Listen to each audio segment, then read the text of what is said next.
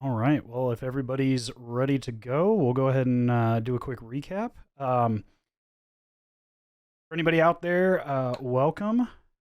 Oh, Deli, thank you for that follow. Appreciate it. For anybody Ellie. who's new to the campaign, please welcome Spudley. He's going to be taking over for Vale for the foreseeable future. So we'll get him into the story here shortly. I have a good segue there lined up, so we'll get to that when we get to it. But first, I'll give you guys a quick recap of session 11, and then we'll go ahead and get started from where we left off. Last time, Scrawlneck, Cedric, Giorgio, and Tim. You began the day heading towards the Chapel of St. Brenna, tasked with finding the scepter of St. Vitruvio, one of the holy relics of one of the most well-known saints of the Church of the Sacred Flame. Tasked with finding this by a member of the Queen's Men criminal organization, you headed to this small chapel southwest of the main body of the city, upon which you were greeted by a group of knights of the Silver Order, the military hand of the Church of the Sacred Flame. You swiftly decided to attack said individuals, and you were narrowly able to overcome them, upon which you delved deeper into the ruined chapel, waterlogged and destroyed by time, civil war, and strife. You encountered some weird creatures, potentially formerly of the Amethyst Academy, but recognizing Tim, you all, they gave you a wide berth, scared of perhaps refusing to follow orders they were given many years prior. You delve deeper into the crypts of the Chapel of St. Brenna, on which you discovered the contaminated remains of the saint whose name was given to this chapel, and were promptly attacked for intruding upon these sacred grounds. You narrowly escaped and defeated the entombed former paladins and St. Brenna herself. Cedric, you were able to apply the various religious sacraments and appointments to put the remains to rest properly, so they would not rise once again to attack you. After which you were able to discover another hidden chamber, and of course, the relic you seeked, the scepter of St. Vitruvio. Upon analyzing the cryptic message as the scepter fell to the floor like a lump of stone and concrete, you were able to decipher its message, and with some well-timed magic, it lightened and came into your possession. After which you left via an alternate exit, narrowly escaping another encounter with the followers of the Falling Fire, a splinter sect of the Sacred Flame, upon which you returned to Emberwood Village, your little home away from home, as you have stayed in Drakenheim for the past week or so. But just before you took your rest, you were greeted by two heralds of the High King of Caspia, specifically calling upon Scrawlneck to return to Caspia, a summons he could not refuse, as the High King of Caspia has a great pull with their people, upon which he accepted, and you all said heartfelt goodbyes to your companion, Scrawlneck, specifically you, Giorgio, having spent the most time with this individual. Now left with the three of you, You start your day in the early morning as the roosters crow, and you hear the beginning of turning of water wheels and steps and carts moving into position at the caravan court in the center of Emberwood Village.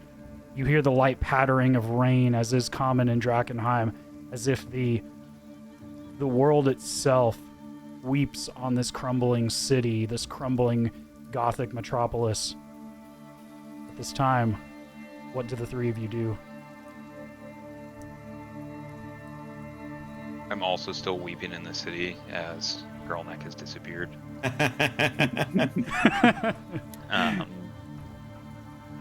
Guys, I think that we should, I guess we should get out there. We have sorts of people to meet up still, and we need to figure out what we're going to do moving forward. Anyone have an idea where we were supposed to take this? As I hold up the scepter, or who had it, I forget whom, but you remember that you were expected to deliver the scepter per the agreement back to Christian Lament of the Queensmen. Were we supposed to meet him all the way back up in the spokes where we were? Buckle Down Row. Yes. Buckle Down Row, that's where we were, Yes. yeah. Are we, no, not yet. Yeah. Are we taking a, were we taking a rest? Because I'm trying to remember where we were taking a rest, because I didn't know, did you guys still want me to try to attune to it to see if it's something that we want to even bother trying to keep? Or... yeah, we were taking a long rest at the inn, so I don't know if that would have went through to where we found out what exactly the scepter was. Can you attune to something while you do a long rest? I would say you guys had plenty of time to, if you wanted, one of you wanted to attune to the scepter, you could easily spend the hour or two concentrating on it, learning its secrets, if that's something you want to do. Yeah, I mean, I'm down to learn it. I mean, unless someone else wants to. I mean, I think realistically, probably the only other one would be balsamic. So if you don't care, then I'll give it a shot. Go for it. Okay, then I proceed. Okay. Go ahead and give me a charisma check, please. Copy. Excuse me? A charisma check to attune. Hold on one second. Where the hell is my... There we go. Bum, bum, bum, bum, bum, bum. Here he is. Oh, fuck. Of course, that's the one I don't have. 14, not bad. You concentrate long and hard on this scepter, feeling magics that, although strong, are quite foreign to you. You spend nearly all of the evening attempting to bind yourself to this magical item. It's strong and intense magics passing over you. And although you attempt to assert your will upon it, you feel the holy energies reject you entirely.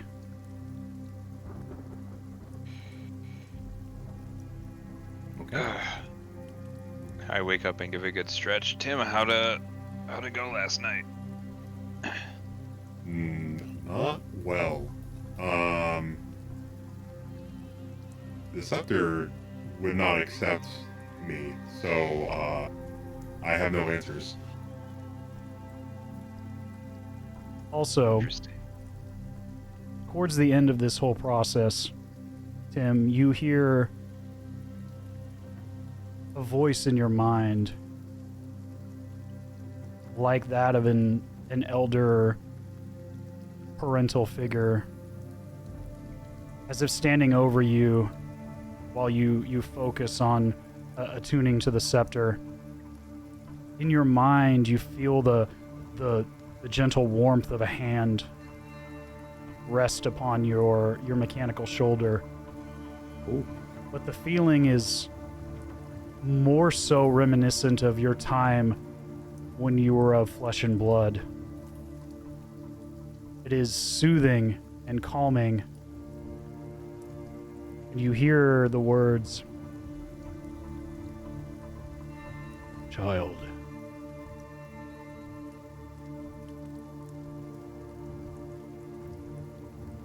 my scepter may only be possessed by one who has given themselves entirely to service of others. Although you are powerful, you are lacking. You feel the hand pull away from your shoulder as you open your eyes, unable to attune to the scepter. Papa, no.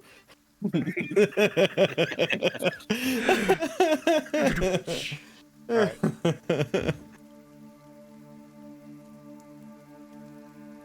Give me 1 sec. Sorry, I heard a sound upstairs. I'll be right back quick.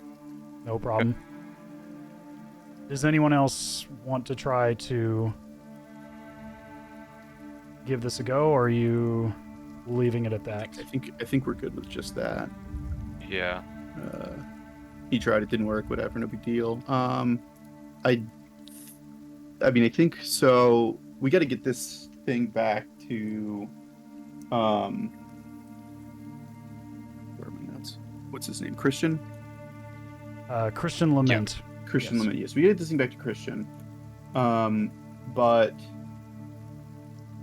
the time restraint that he gave us was only because he assumed somebody else would be able to get it. Now, the fact that we have it, like, people are gonna know that it's gone. They may be on the lookout for it. I don't know. So, I mean, we may not have the freedom to kind of go do whatever, even though we've circumvented the time restriction that he's given us. But I think obviously it's a very noticeable thing. You know, I don't know how sneaky we can be with this, especially getting back to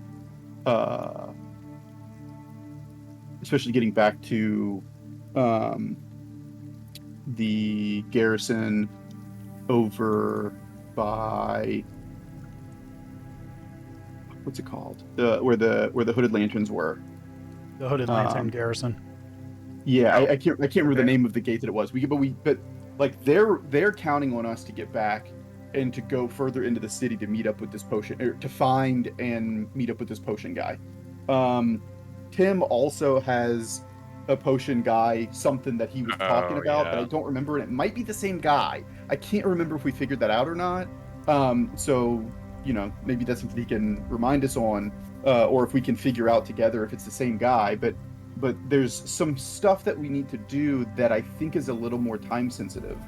But we've got this big thing, and I don't know if there's a place we can stash it, if there's a place that, you know, if we can walk around with. If we show up at the garrison, the Hooded Lantern's going to be like, all right, now what do you have? You know, and it's like, this one's going to be hard to explain, you know? Like, we were already a little bit suspicious with the big rock that we no longer have, that we don't have to worry about anymore. But, like, this is just back to back, and I feel like we really need to get this to Christian, get our payment, and then get over there to the Hooded Lanterns.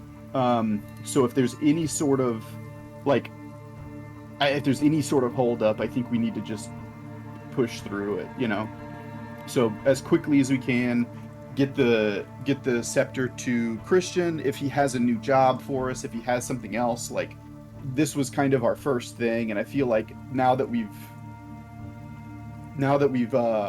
proven ourselves to him that we are obviously more than capable, we got this thing, like this is something that people have been looking for a very long time, right?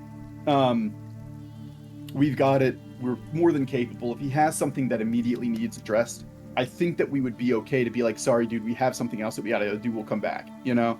But right now we're trying to juggle both of these time-sensitive things, and I think that we're a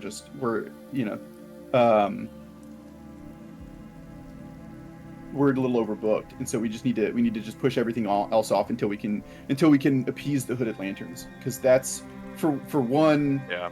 They've given us some stuff that helps us, you know, like with the like the map and stuff. Like they've entrusted us with this. I don't want to break that trust because they would come down on us hard, I think. So I'm worried about them more than I'm worried about this Christian guy. But also we haven't, like, we returned this in. We've fulfilled our obligations with him, and I don't want to ruin our relationship with him because I think that the underbelly of, you know, things that happen in Buckle Down Row and stuff like that, that's something that we can definitely see to make a lot more money on. But we do need to tell him, like, we don't have time for this yet, basically. Does that sound okay? I agree. Yeah. Yeah, that makes sense. All right, then let's book it. So where are you all heading? Can we carry this thing still? Do we still have to do the... Yeah, am I still illuminated? You would need to, based on what you learned in the last encounter with the scepter, yes, you would need to remain illuminated by some means, or some part of you would need to remain illuminated. Specifically by that spell, or just by anything? I think it's by anything. Is it by anything? Okay. By magic. Okay, Yeah, so just a based on magic all the light. spells and stuff. Right, because when you tried to use the torch earlier, you learned that That's right. it had no effect. Lighting yourself on fire, no good. Got it. Do we have anything else? We have a scroll of fairy fire. There was the continual flame that Continual. we had? Yeah, that sounded right.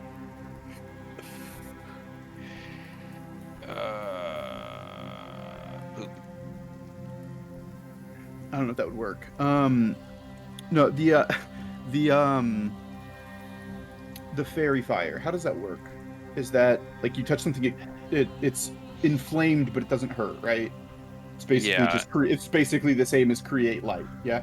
So fairy fire, the way it works is you cast fairy fire on a number of individuals in a range. I believe it's a 20-foot cube. 20 feet. 20 Yeah. foot. Those individuals, if they choose to fail willingly, or they must make a it's either a dexterity or a wisdom saving throw. It's a save you can intentionally fail. Okay. Yeah, but you can intentionally fail it. Yeah. Upon which you give off a certain amount of light. In which case, any enemy that would attack you while illuminated like this would have advantage on the attack. Okay. That's crazy valuable.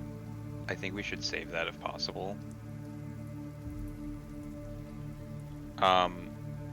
Just a thought, and if you guys don't want to wait like the hour or however long in in-game time, I think that I could try to attune to this and see if through attunement, if it is no longer like 500, 800, whatever, how many 100 pounds the scepter was. Yeah, a billion. Yeah. Yeah, either way.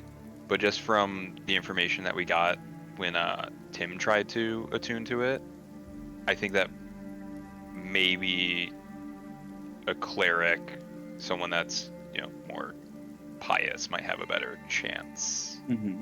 What was the dead lady who had this? What was she? Was she cleric? Saint Brenna? Yeah. Yeah, she was a cleric in her She was a former life. cleric. Okay, She was that would what's make called a flame keeper. That would make sense. Okay, but I mean that would make sense. And we won't, like, we can't move until we can carry this thing with us. So, if it takes an hour, it takes an hour. Yeah, I mean, can I go ahead and just use a short rest to go ahead and try to attune to this thing?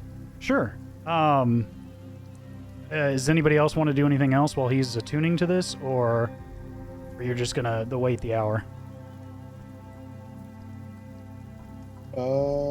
I mean, I'm good. I'm not gonna do anything.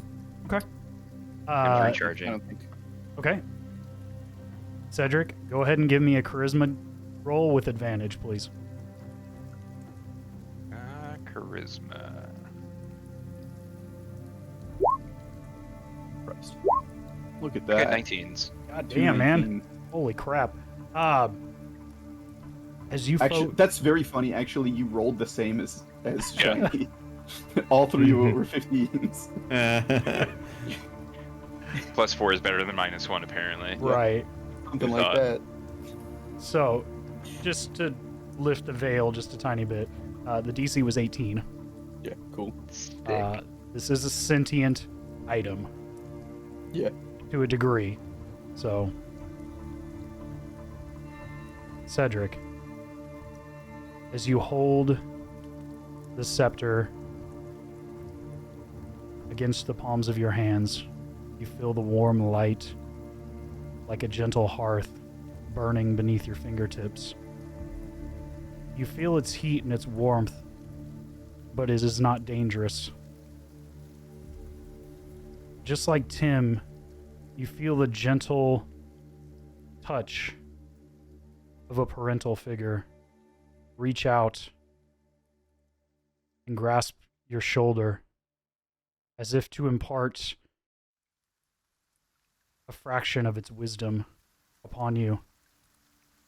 As you exert your will on this item, it too exerts a will of its own upon you. Child.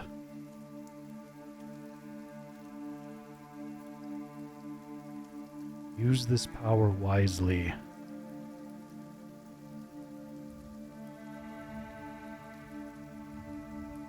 Although numerous my boons, my relics, power corrupts with ease. Greed mixed with power corrupts entirely. Know this and walk in the light.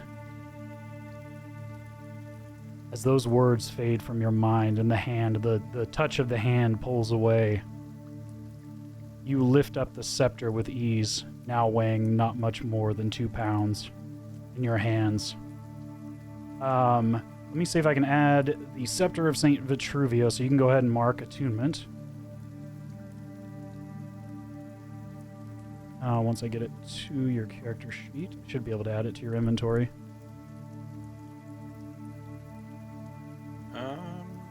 It's a custom item, but I'll go ahead and add it. There it is. Alright, you should see it in your inventory, so go ahead and equip it, and I'll go ahead and read off its... This staff can be wielded as a magic quarterstaff that grants a +2 bonus to attack and damage rolls made with it. The staff has 10 charges. While holding it, you can use an action to expend one or more of its charges to cast one of the following spells, using your spell save DC. 1 charge for Guiding Bolt, 2 charges for Flaming Sphere, or 5 charges for Flame Strike. The staff regains 1d6 plus 4 expended charges daily at dawn. Okay. But it no longer weighs 750 pounds, and you can wield it. And you don't need to light yourself up like a candlestick. Nice. Praise the sun.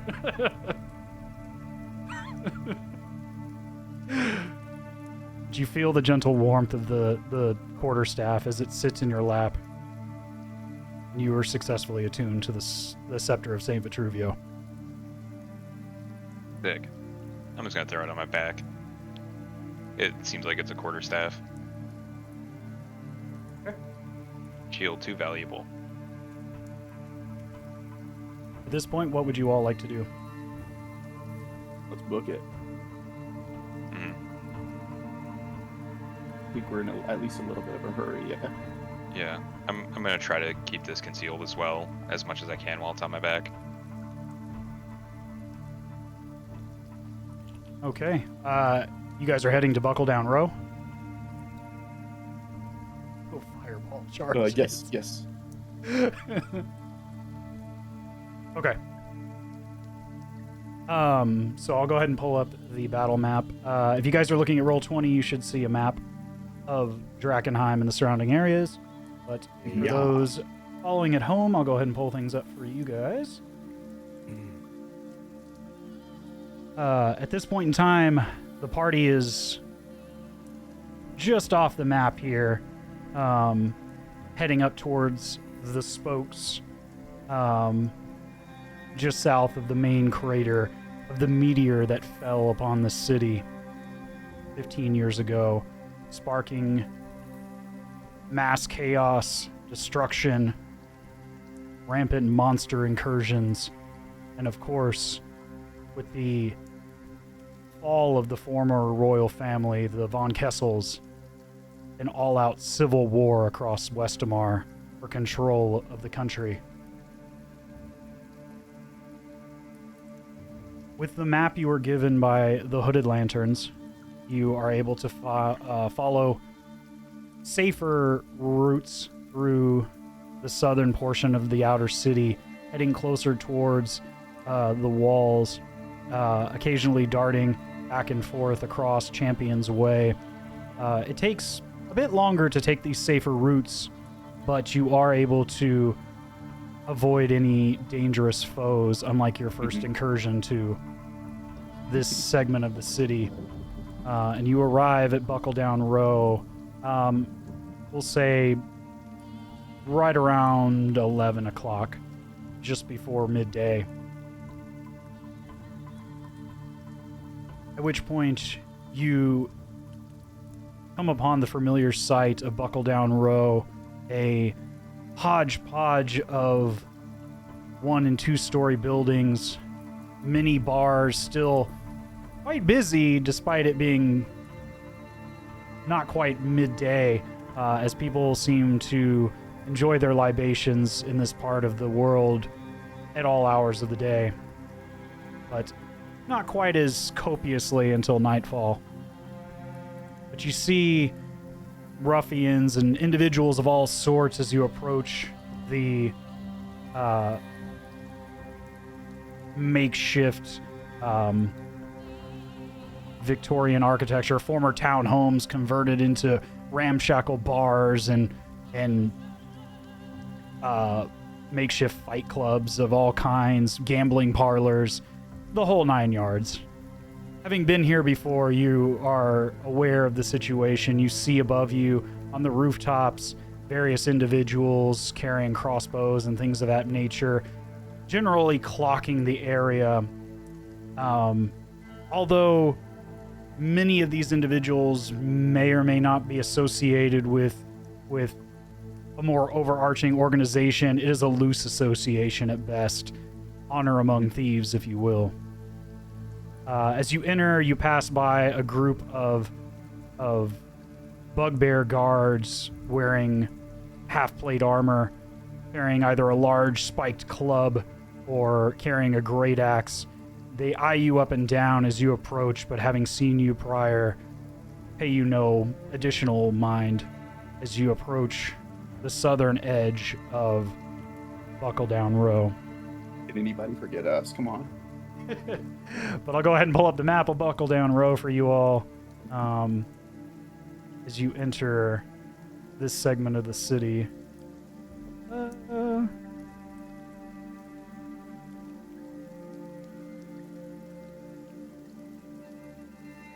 see.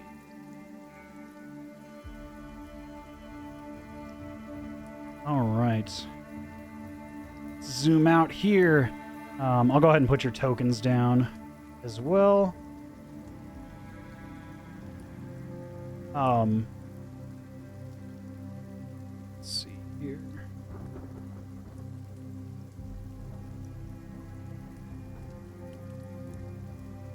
You all are just on the south side here, just passing the 2 guards.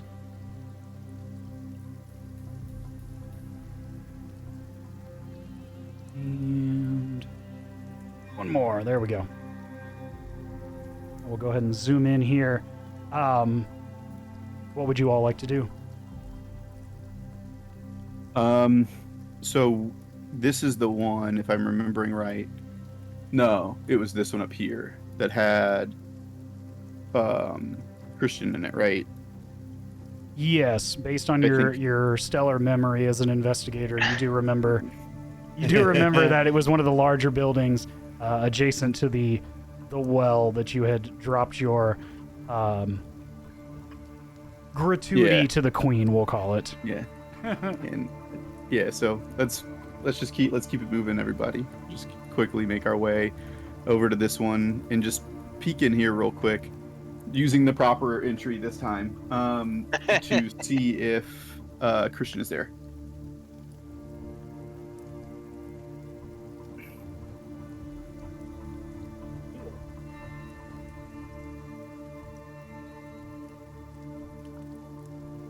Ha! There we go.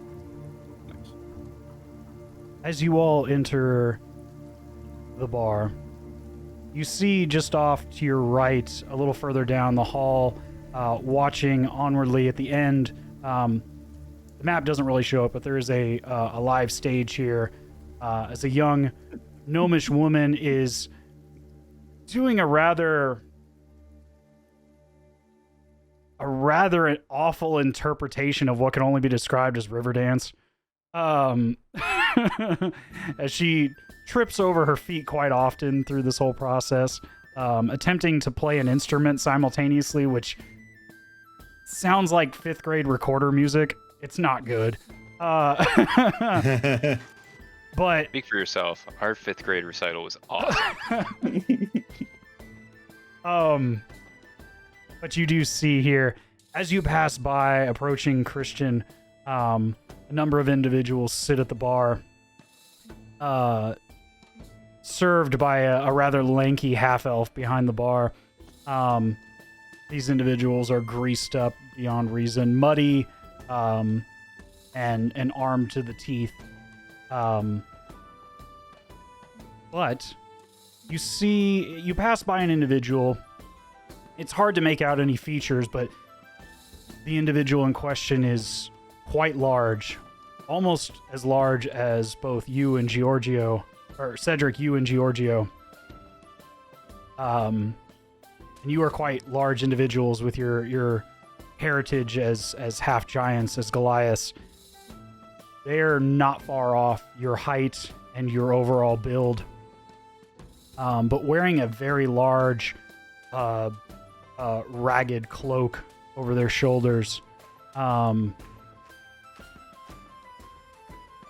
We'll get to them in just a moment, but Spudley, would you like to describe your character for us, please, below this cloak? Below this cloak? Oh, sure. What are you wearing under the kilt, man? Yeah, just describe your character for us for the first time, please. I mean, drink As first. We're at the bar. No, I mean, I don't know how else to describe myself except for what would appear as, I guess, a half orc, half human mix, better described as a bugbear, with a fantastic set of chain armor that I've, rampaged from a few of my previous encounters. Fantastic. All right. That's it. I haven't got too much else to show off other than that, apart from a few battle scars that I've maintained from my previous encounters, which have done me well. Helped me get this cloak, helped me get this chainmail. But no, I don't know what else there is to say about myself. I'm pretty much a self-explanatory. You look at me and I think everybody's made their assumptions as soon as they've done that. So that's pretty much how we've been looking. Excellent. Well, welcome to the group. Welcome to the campaign. We will come back to you here shortly, but our intrepid trio approaching. What would you all like to do? So do we see Christian in the bar when we walk in? You said he's off to the right down the hall. Is that? Yes, he's this individual right here in front of you.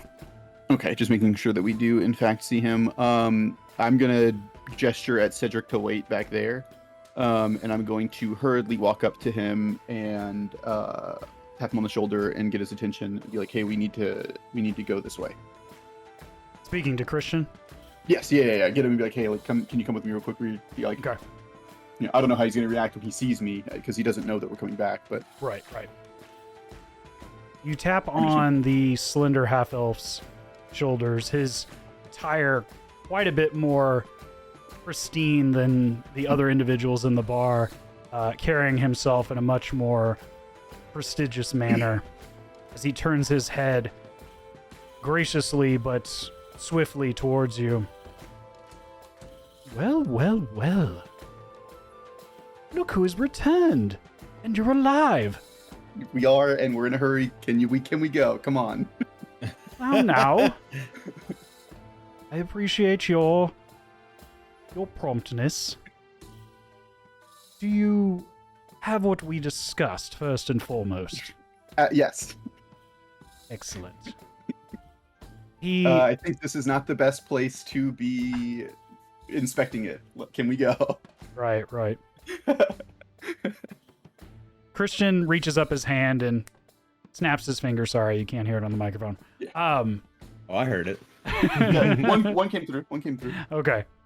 Snaps his fingers, and a number of individuals, including the bartender, begin to plate up a number of drinks for you all, as he gestures for you all to follow him into one of the back rooms of this building, as I will reveal that for you here, so you can have a more private discussion. Fantastic.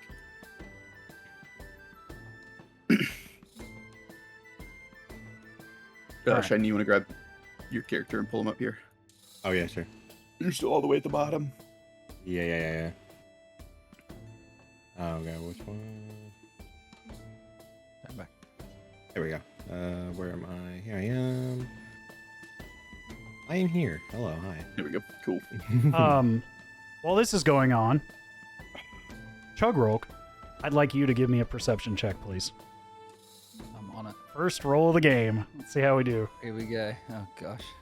So you should see it under your abilities. Go ahead and just hit that. If you just click on Right. perception, the +3 on perception, it should go. In additional skills or? Where is it? Yeah. I see. Yeah, it should be I'm still like trying your to figure out where acrobatics all and those all that stuff. jazz. Right. Yeah, individual things are. For sure. It's gonna be a big boy roll anyways, so. Yeah. Oh shit! Improved. Nat Oh! 20. Let's Starting Let's go. strong. All right. Fuck, dude. Holy shit. Holy shit. Well. All right. So what does he see, Mr. DM? He sees everything. Is there an end fourth eye everything. open? He immediately recognizes the scepter that is peeking out. Go ahead. Chugrulk, as you sip on your quite watered down ale, as you look down at the glass, reflecting on how you arrived here in Drakenheim, specifically Buckle Down Row, with an almost uncanny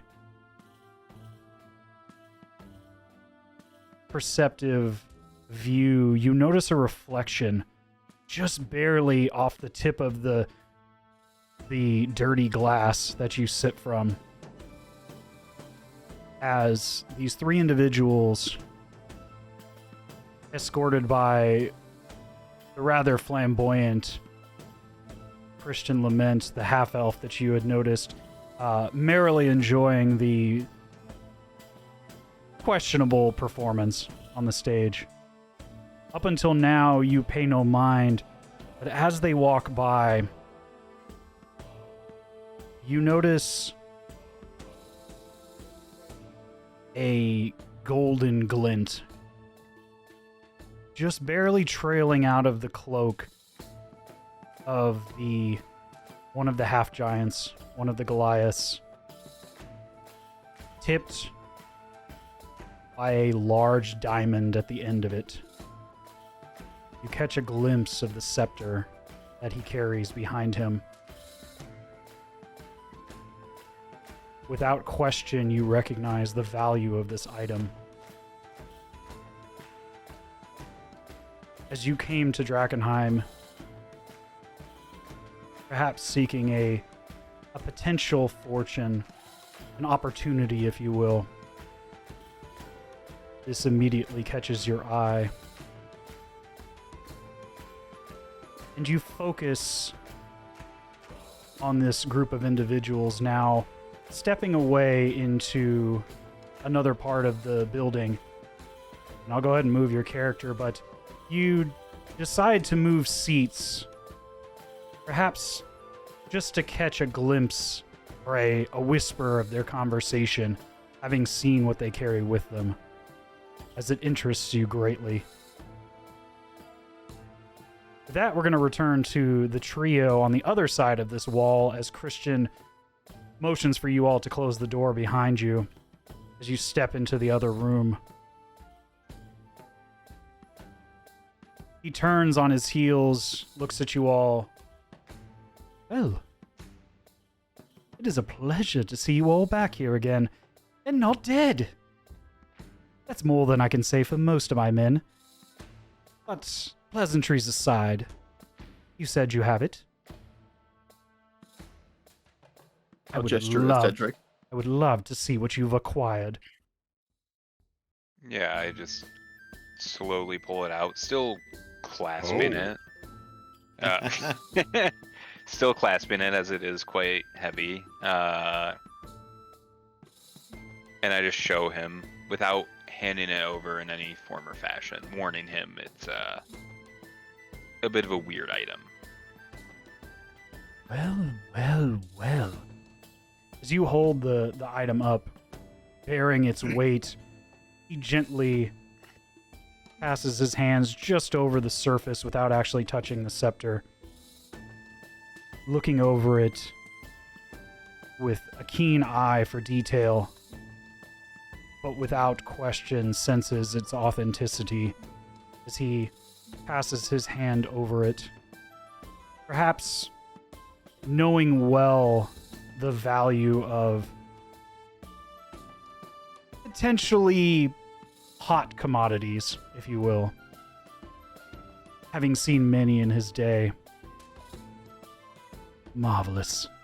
Truly, truly marvelous. Well, seeing as how you all delivered without delay, nonetheless, I believe I have something for you all, if our agreement is still valid. Stopper, Yes. Would any of us know roughly how much this thing is worth? Is it literally priceless? From your perspective and your knowledge of, go ahead and give me a general intelligence check to see if you. It's not good. It's a 2 plus whatever, so never mind. Yeah, it's hard to say. You don't know the value of whom. You know it's valuable, but to what magnitude is extremely hard to tell. Yeah. Because you're not associated with the church, so you wouldn't know. Yeah. You know, all you would really know is to the right person, it could be a lot more valuable than what you would see it as just the raw materials it's made of. All you can tell is it's valuable just because of its raw materials. I may be stupid. No, I was gonna maybe think maybe haggle with him a little bit because what he's giving us is not nearly what he's getting out of this thing. But but you know, it's not worth it. We don't have time anyway. So yeah. Did he? It was like 700 gold per person, right? I think I wrote it down. Hold on. 250 apiece. It was 250. Oh, it was gonna be like, I believe. Okay. That's still a lot. No, I didn't write it down. So I don't know. Maybe I was thinking 750 total because it's just the three of us now. Whatever. Yeah, that's fine. Yeah. So he's asked. He said if the agreement is still valid, and so I'll say I think we're good. We brought it back. We definitely want to continue working with you in the future. However, we have some prior engagements, so we do not have much time to discuss what's next. Also, this thing is heavy, so you can't hold it. Where can we put it? Because we need to put it somewhere. He motions to the table. I'm sure he knows what it is. So, but he motions to the table in front of you. Looking at you specifically, Cedric, as you're the one holding it. Please, go ahead and lay the scepter down. And he steps back, going into the other room to grab, and you hear the jingling of metal and the movement of a crate as he comes back just a moment later on the other side of the table from you all, putting down a hefty bag of coin. I believe we agreed to approximately 1,000 gold pieces. And, as a bonus for your expedient delivery, I have another small gift for you all.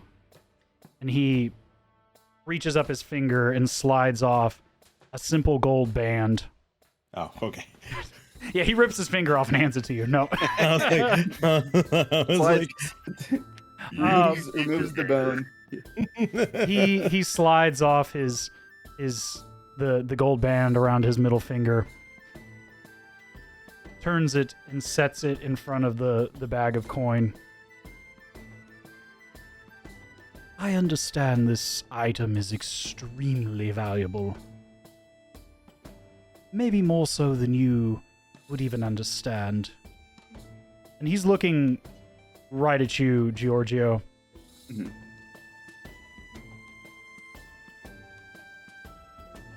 I'd like you to take this as a gift. It's not quite as valuable as the scepter you delivered, but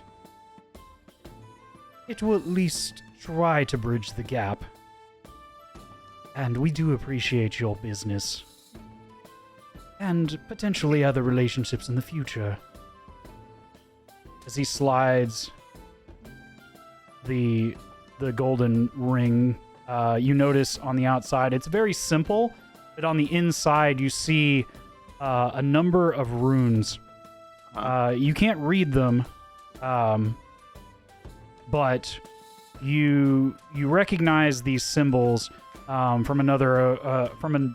having lived in Drakenheim prior, similar symbols to that you've seen on braziers within larger chapels of the Sacred Flame.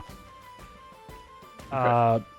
And you see a glimmer.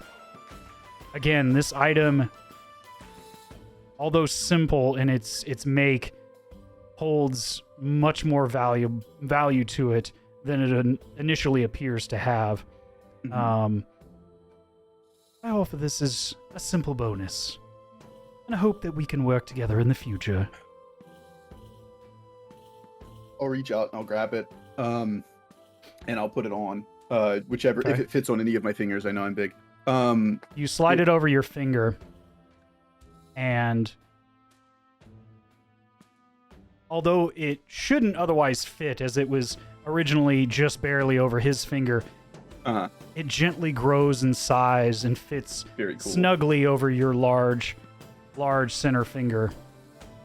And you feel a warm light emanating from the inside of it, similar to the light that you all felt from the scepter. Immediately you feel a warmth and a bond to this item. Neat. Let me go ahead and add. You'll need to mark off attunement, but this Sure. item attunes immediately. Yeah. Nice. I Or was thinking- I almost thought about instant. that. That's very Yes, but it will Yeah. eat up one of your attunement slots funny. Yeah. if Yeah, you yeah. want to allow it. Yeah. Well, Okay. I mean, I wouldn't know what it does until Right. I allow it to, right? Yeah. Or you I had think someone that- identify it. Yeah, I think I'm stupid enough right now to just do it. So, Okay. the All right, I'll item. go ahead and add it to your inventory. This is... I forget what I called it. We're in a hurry to get out of here. I'm not thinking about it. Just to be amicable, be like, you know, put it on and rock and roll. While you're looking for that, I think we'll grab the gold Yes. and just say thank you so much. We'll be back as soon as we can. Okay. to see if you have any more jobs, or if you have something now that's not so time sensitive that we can work on until we get back, would be great. But we really got to get a move on. I'm afraid we don't have anything imminent at the moment, but certainly check back in a few days and we'll most definitely have other opportunities for work. Yeah, we'll be back for fights, I'm sure. So we will see you. We'll see you the next time we can make one. Right. The item is called the Ring of the Holy Brazier. The Ring of the Holy Brazier. Boy, do I feel cool. And Cedric, you can unattune and remove the Scepter of Saint Vitruvio. Oh. You said I felt a warmth Yes. from the thing, right? Right. When he puts it down, I'm just going to see if I can pick it up real quick. I'm just curious. The Scepter? Pick up the scepter. Yes. Yeah. What, now that I'm wearing the ring. Give me just a moment. I'm trying to... Why isn't it coming up?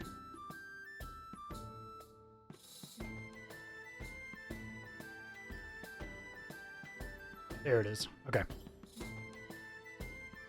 All right, I added it to your inventory, so you go ahead and mark it off as attunement. I'll read it off to you as you feel the radiant light. This modest golden alloy band is etched with 4 sacred runes and tempered in a brazier of the sacred flame. The ring contains 4 charges that each deal 1d6 radiant damage on a successful unarmed strike. Basically like a brass knuckle. Nice. That's cool. These I'm going charges... to punch with it. These charges replenish at dawn each day. The wielder can choose to expend as many of the remaining charges as they wish upon a successful strike. If all 4 charges are released at one time, however, the player must roll a d20. On a 1 or a 2, the ring cracks in half and becomes inert. Ooh. Until repaired in the brazier of the sacred flame, once again by a cleric or a paladin.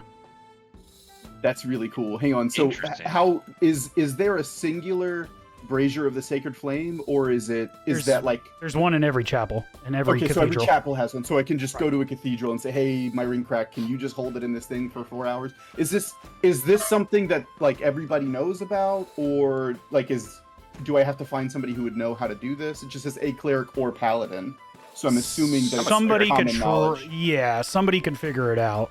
And rebind it back together, but fantastic. They may be more successful if it's somebody who's trained in smithing. Okay, got it. That's awesome. Okay.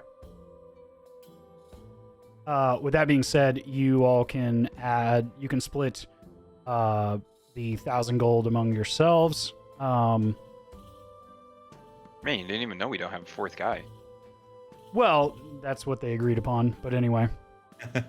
Yeah, because I took the ring, like I'd be definitely okay with taking less. So I'll pull out like the 250 that we had, and then you guys can split the other 750. Whatever you want to do, man.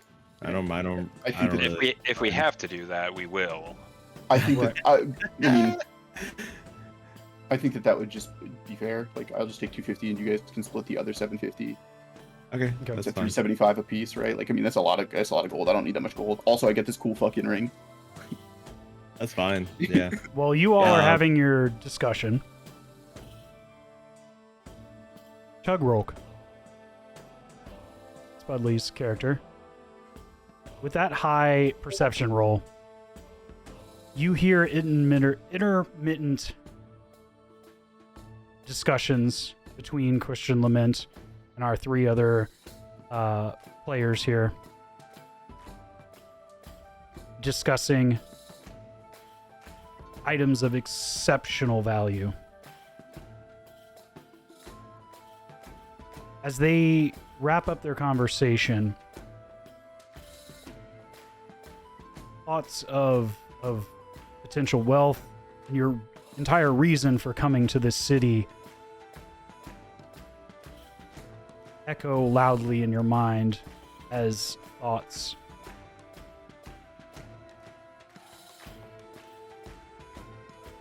You have every opportunity as they exit to approach them, discuss whatever you will, but you hear quite a bit of this conversation, even though it was intended to be a inconspicuous one. So you are quite familiar that large sums of money have changed hands and items of value have changed hands, and that this sparks your interest as a whole reason for you coming to this dangerous place. And you see significant potential in this moment. Yeah, I definitely took specific note of the after conversation mentioning the lack of a fourth guy during the split of the cash and the treasures. I see my opportunity, and I'm going to attempt to approach the group and try to persuade my way into perhaps trying to find out at least where they're headed, and where I might be able to get into some of these. I heard something about about coming back for a fight or something along those lines, and as a fighter, I would like to at least know what that was all about. So I'd like to strike a conversation with the group and try to I notice they're in a hurry, so I'm going to try and use that to my advantage and get them to kind of bleed out some information as they rush past. Okay. You pull down your hood over your cloak, exposing your furry head and long mane of hair, your pronounced lower jaw and teeth, reminiscent of your racial heritage as a bugbear. Your long arms extending down well below where a normal humanoid would, as you approach with a very pronounced presence to the group. What do you say? Well, I'm not sure what there is to need to be said, is what I say. But I believe that I would be a great addition to what you're trying to accomplish. I overheard you guys discussing some running adventures and some future conflicts that may come up, and I believe that look at me alone. I think I can add something to your establishment.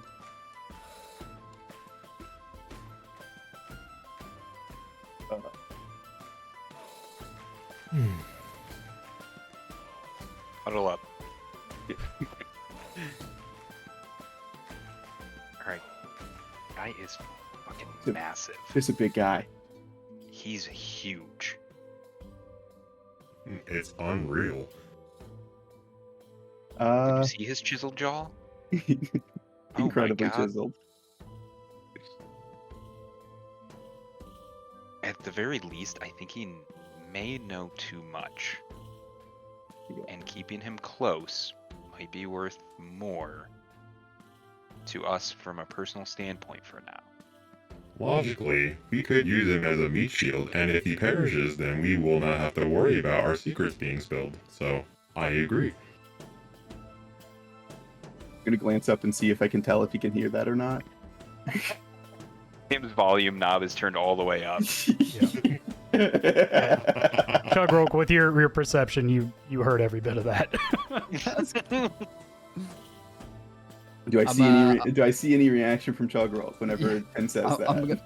I'm gonna approach the group, and I'm gonna come clean, and I'm gonna say, look, I'm gonna be honest. I don't mind being a meat shield. I've been my own meat shield for a long time. I feel like I could use the backup in a place like this. I'm new to this city, so yeah, I'm happy to be the meat shield as long as I can count on you guys to back me up. That sounds fine. But you got to stay out of meetings. Out of meetings. I mean, Yeah. if as long as y'all aren't yelling like you were, then I'm sure I can handle. I think, big guy. We're missing a guy valuable to have for fights. So I'm cool with him for now. But I don't know. Like, here's the thing I'm worried about. And I don't need to speak quietly or try to not let I try to not let Chugrulk hear. But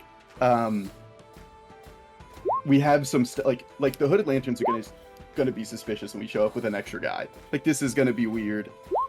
So I think just we've got a lot of stuff going on, Chugrulk. So for now, whenever we're meeting with people or whatever, like, trust you or not, like, people are gonna react strangely when they see that there's a different guy than Scrawlneck who used to be here. So at least for a bit, until people get used to who you are, for real, we'll need you to stay out of meetings and stuff like that. No, I mean, I can understand, I guess, coming from having overheard the whole, this is just, having overheard what you guys were talking about. As you know now, I heard you used to have another member, so I can completely understand everything you're saying there. Yeah. He knows everything. Yeah. I know it all. Y'all are not a Literally quiet everything. bunch. Y'all aren't a quiet bunch. I ain't lying. Smartest man alive. It's basically saying you had the subtlety of an Irish stockworker mid-trade day. So that's me coming to the group. I'm just mentioning that as I think if we're going to be doing super secret top missions, we might need to keep it down from now on. Completely fair. Just that's one thing. That's all I'll say. I'm other than that, just throw me at the enemy.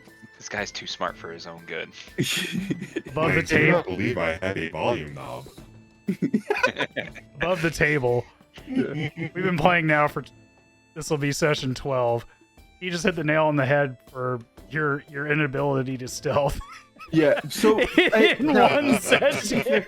To be fair, we all, the only person who didn't was Scrawlneck. Every single one of us has disadvantage on stealth. Fair. And it's because of what we're wearing, but we never take it off. Right. So that's on us. That's Right. on us. Well, if it makes you feel any better, now you all have disadvantage on stealth. Yeah. Yeah. Hell yeah. Is this where I should add that I actually have I'm pretty stealthy, weirdly enough? Oh, that's right. Do you have... Yeah. You have proficiency in it. Yeah, you have... He has proficiency, but he has disadvantage due to the armor. Yeah, I've got which is the weirdest thing ever. I'm still trying to figure it out. Hey, you know what? It's what. It'll be fine. Where does your proficiency come from on stealth? Is that a Bugbear racial thing? I think it's racial, yeah. Okay. Yeah. Interesting. Yeah. Bugbear's And so, sweet. we all have disadvantage, but it is all because I think of armor. Right. Oh, right. Okay. So it's just because it's we're wearing chainmail. Let me see what scale mail. Tim has scale mail on. That's right. I knew Tim had something different, but Cedric, you have scale mail too. What the heck? Actually, I was gonna ask. I forgot to mention something earlier, but I think my infusion only can happen during combat. I think is what it is. But I did have a question. Okay. About something. I forgot. It's more so if you're gonna let me slide with it or not. So during the long rest, I forgot since I hit level 5, I can do something called, where is it? Shit, I had it. Arcane firearm. So after a long rest, I can carve runes into any one of my a wand, staff, or rod, and I do have a wand. So can I say that I did that or no? I think you were trying to attune, right? Right. Oh, right. No. Well, so here's I was trying right. to attune too. Right, Yeah, right. Well, I would say in a long rest situation, you probably spent 2.5 hours trying to attune to the scepter. At that point, you probably would have had maybe another 2 hours before you would need to take a full long rest. So you could probably work I don't know through how the night long it at least takes. to do probably an hour or two. You're trained in this is part of your features. I would allow it. Okay, cool. Awesome. I did that. Oh yeah. Okay. Fantastic. Yeah, if you guys needed to change something as far as spells or something for long rest or level up purposes, do so now. Yeah, I did do that. I just forgot Okay. to call that out before. So Right. Whatever is the method as far as changing spells, whether it be a long rest or a level up. I think Tim, it's a level up. For Cedric, it's every long rest you can change out your spells. Yep. Okay. So yeah, if you need to do that now, we'll just retroactively go ahead and do it. Sure, But just cool. remember that in the future. Thank you, DM. With that, what would you all like to do? You have been paid for your venture to acquire the relic of St. Vitruvio. Established business-like relationships with a member of the Queensmen, perhaps a more notable member of the Queensmen. But now you have other items to attend to. You were told of an individual previously in your time overnight with the Hooded Lanterns, particularly by Petra and Ansem Lang of the Hooded Lanterns, about a dwindling supply of potions coming in from an individual on the northwest corner of the city outside the walls. Almost fortuitously, you were also told about a malfeasant wizard, or Tim was told about a malfeasant wizard, formerly of the Amethyst Academy, that by a gentleman by the name of Oscar Yorn in that same area. And you were tasked with acquiring research from this individual by River of the Amethyst Academy, your contact here in the city. This individual has no love for the Amethyst Academy in particular, and she specifically said that you should not mention that whom you were working with, as they would likely not appreciate it, and at best would ask you to leave, at worst could attack you. But they have potential research that would help you circumvent the effects of the haze and contamination caused by delirium in the city. So you have an individual potential source of potions required by the Hooded Lanterns for their dealings here in the city, trying to move deeper into the heart of the city and retake the city. And also an individual in that same general area, surprisingly, a former wizard of the Amethyst Academy by the name of Oscar Yoren, that you are aware of, Tim. That is what you recall as you leave the bar, having done your dealings with Christian Lament. At this time, what would you all like to do? I'm from here. Can we just get the quickest, safest way to where the Hooded Lanterns are? Yeah, let me go ahead and pull up the map and we'll kind of discuss what you all want to do. Because there's multiple ways to skin this cat. Yeah. None without their potential risks. Sure. As you are traveling quite a ways across the city. Currently, you are approximately here on the just south of the crater in the spokes in Buckledown Row. You would need to travel where you were told approximately, you specifically, Tim, were told Oscar Yoren was staying in one of the larger estates in the northwest corner of the city, on the essentially other side of the city, on the outside of the walls from where you are now. And this is approximately the same district that Petra Lang discussed with you all as well. The Hooded Lanterns are here at Shepherd's Gate, which is number 5 on your map. And the barracks themselves are number 9, just inside the walls. You remember from your past ventures through this area that you would need to take the ferry across the Dran River because swimming across the Dran River would almost certainly mean contamination. As the river itself has drawn large amounts of delirium from the crash of the meteor. But also, you are aware, having traveled up to when you acquired that delirium crystal from the Rat's Nest Tavern in the Burrows, that you were almost assaulted by large wolf-like bipedal creatures that have large amounts occupying Temple Gate number 4 here. Creatures you later found out are called the Garmir. led by a massive wolf-like bipedal creature known as the Lord of the Feast. But you know that from what your discussions with Petra, that there are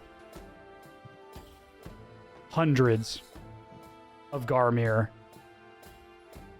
around this area and inside the city and into where they've held up and made territory at the Cathedral of St. Vitruvio, the large dome-like structure that can be seen from most of Drakenheim. One of the larger, more prominent structures is now entirely occupied by these wolf-like creatures, these hunting packs.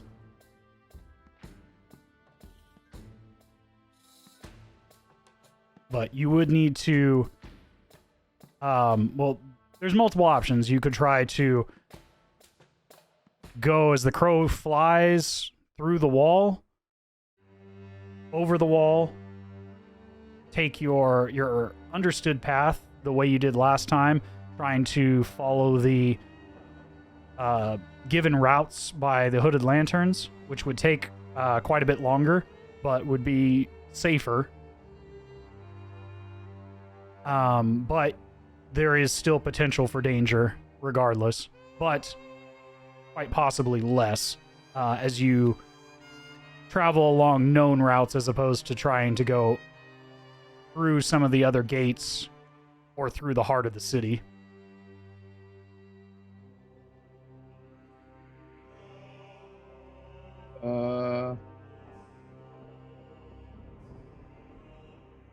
So like, we're good, right? We don't have any, like we haven't had any encounters yet. Everybody's fresh. We got some new stuff. Mm-hmm.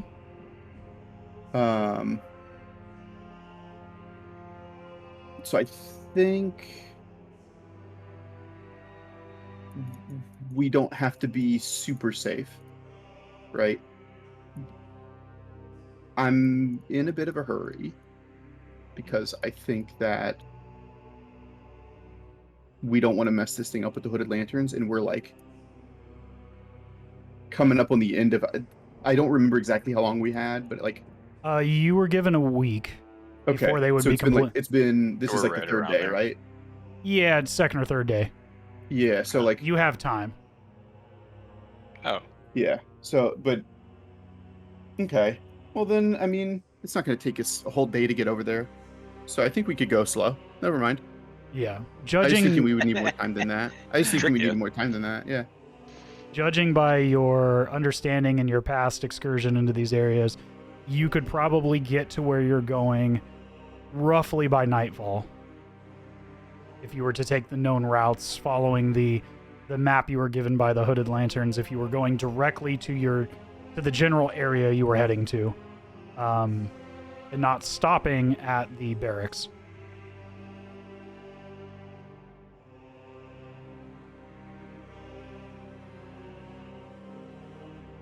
Y'all think? yeah, I think.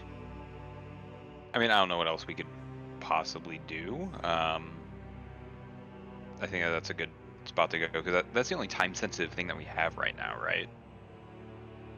I don't think we have anything else that needed to be completed. I believe so. Okay, then yeah, I don't see why we couldn't do that.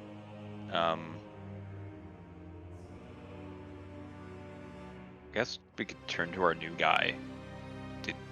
You didn't have anything to do. You're just kind of tagging along, right? Yeah, well, at this stage, I was just about to say, like, at this stage, yeah, like, I'm still kind of, like, figuring out, like, I guess, like, the group's plan. Like, I've got, like, I guess, some ideas of, like, you know, like, I was interested in hearing that, you know, like, talk of fights, things like that. You know, I've got that classic fighter mentality coming to a new town, you know, looking for some shenanigans, some adventure. Wait, let me but I tell you, don't you think got some I've got shoes to any fill. details. Yeah, that's... Yeah, But our yeah, I last don't guy have, cut a guy's head off. Oh, that last guy got a guy's head up. That's a Yeah. that's We a were- hard act to follow. Were you hanging out in stream whenever we were doing that? No, I missed that one. Okay. No, yeah. So we Unreal. in Buckle Down Row where we met up, right? Where we just were. The reason we met Christian, the guy we were just talking with, was we were there to do some, like, there's like a fight club basically, right? And like killing people is not against the rules, but they're like, don't kill anybody, right?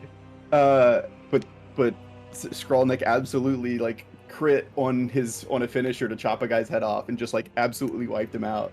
And everybody was like, let's fucking go. Everybody loved it. It was cool, right? So like nobody cared, but like it was like, hey, maybe don't try and kill anybody. And Skrulnik just whacks this dude. He's like, absolutely not. I'm doing it. Yeah. He's like, I've already made up my mind before you'd said it. Yeah. That was actually the last Bugbear that they met. Yeah. Okay. Yeah. But he's gone, so don't worry. He's gone. Don't worry. But yeah. So like, as far as like, this is something that we obviously as a group were interested in, but it was kind of led on. I think the most interested was Skrulnik in the fights, but like if that's, you know, I'm a fighter too, you know, like, so like I think it's good.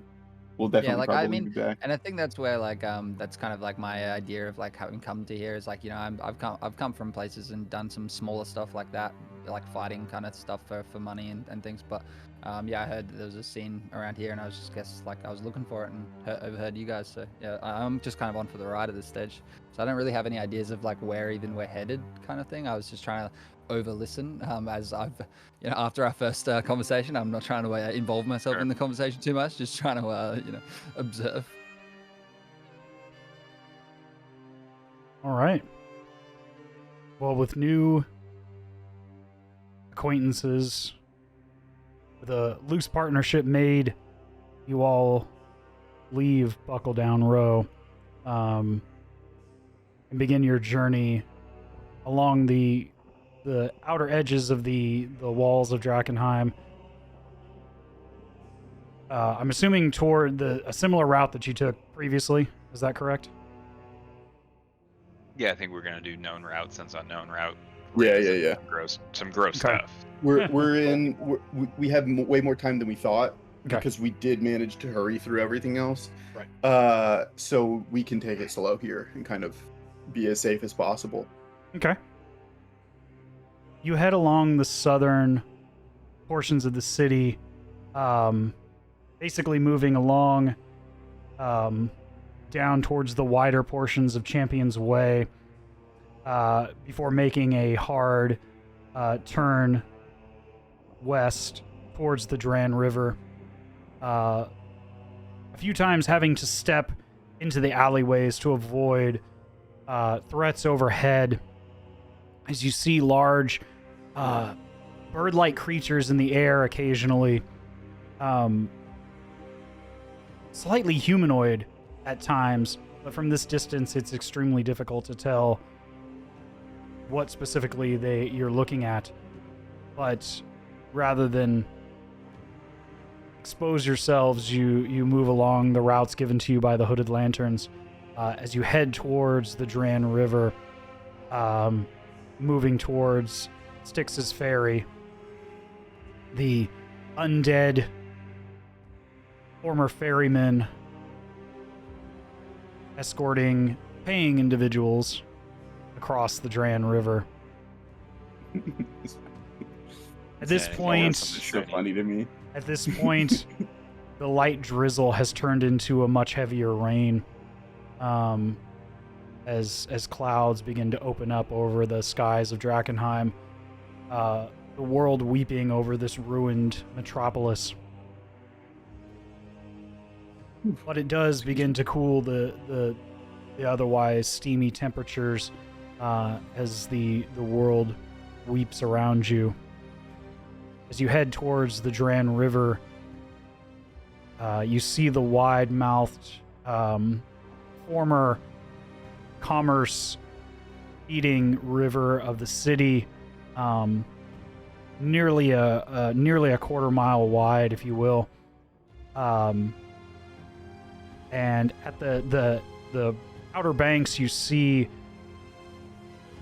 the stoic ferryman waiting for any of those who would approach with coin or any conceivable coin.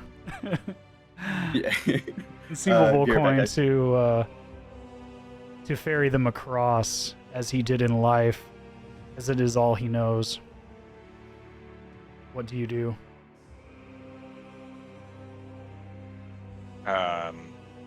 I'm gonna come up to Styx or come up to him and just say, "Hey, we're crossing. It's the 4 of us still.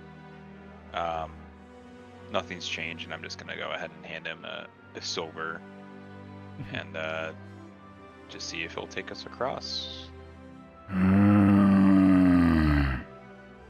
As you drop the silver coin into his hand, he puts it up to his few remaining teeth in his skull that haven't completely fallen out of the rotting flesh of his gums, as he bites down, recognizing the metallic object, dropping it into the satchel on his waist. As he steps down into the boat, preparing to release its mooring. Do you all step onto the boat with him? Absolutely. I love this man. Yeah. This guy is, I'm so relating with him. Yeah. It's me in the I morning. didn't miss anything. Cool. You all Yeah, step this on. this guy's a hoot, and I just slap our companion and get on the boat. Just slap him in the chest. Styx doesn't say much, doesn't do much. He's quite the barely functioning creature, if you will, at this point, but he has although just to say he has a warm personality despite the fact that he's dead as a doorknob. He has a warm personality for a corpse. As he pushes off from the dock and begins to ferry you slowly across the moving river, a bit rougher than the last time as the rain begins to fall yet harder. Chugrulk, you have not been across this river yet. As you look down at the waters, you see bits of shimmering mineral flowing with the current, coming from what you presume is the crater further up at the mouth of the river as it goes through the center of the city, out the southwestern wall of Drakenheim, the 60 and 80 foot Gothic walls that formerly protected the city from any attack and incursion many years ago, but now one of the city's many prominent features, masking the inner part of the city of Drakenheim. But you notice the speckles as it flows. Tim, you remember these chunks, and you feel it innately, the charge of the minerals as they pass below you and below the boat. This is remnants of the meteor. These are contaminated remnants of delirium. The crystal-like mineral, hypercharged with magical energies, but extremely dangerous in its raw form as it contaminates all substances that come in contact with it. Also, the perspective, or the assumed source of the contaminating fog known as the haze that swallows large swaths of the city. Some areas being less dangerous than others, some so thick with this abundant, or this dangerous haze, or this dangerous fog, that any extended length of time would mean almost certain death. But as you cross the river, guided by Styx's undead but careful hands, you come to the opposing dock. And he nods at you all.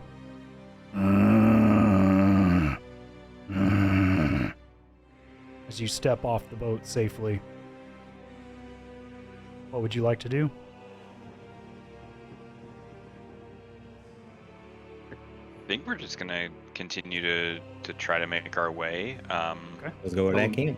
Yeah, since we're not in a rush, we're don't want to be out in the haze and everything too terribly long, so we might not just be taking like a leisurely stroll, but just making our way back, not at any sort of like brisk pace at all, really.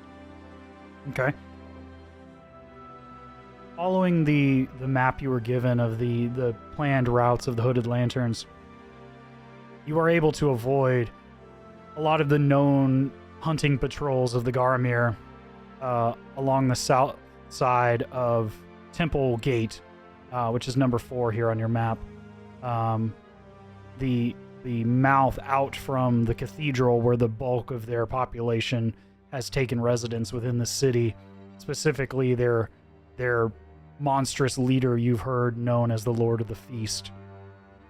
A massive wolf-like creature described to you by some of the few Hooded Lanterns that have seen this creature and lived to tell the tale. But as you move further and deeper past this, I am going to need you all to roll me at least 1d6, please. Hey. All of us roll a d6, you said? Yes, please. 4. So Spudley, on your character sheet, you should see in the bottom left, there's an option to just roll a particular dice. Okay. I think I just saw it then. Okay. Him and I both got 2s. 2? Oh my god, no. Okay. And you had a From 4. one extreme to the other. Yeah. Okay. 1, 2, 2, I don't 4. like this. He's thinking a lot about it. Oh boy. Spudley, I need you to roll me a D100, please. No. Oh, fuck. Budley, How what do are I you doing? I know. How do I So get that down on in the there? bottom left, you'll see there's another option. There's a dice that's Oh, specifically okay, D100. It's the one in the middle, the two next to each other. I don't know why I thought it would have been at the top. Oh, it's increasing in numbers all the way up, but a D100, you just roll 2 D10s. Yeah, that makes Right. sense. They make real D100s. They do, yeah. Those things are wacky. Okay, My you have a favorite. 29. Huge.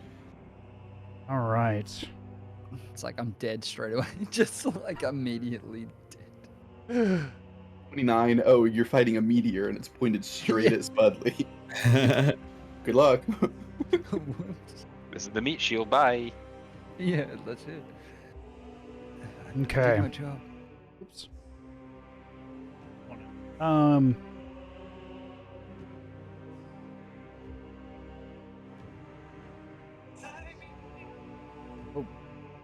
Sorry.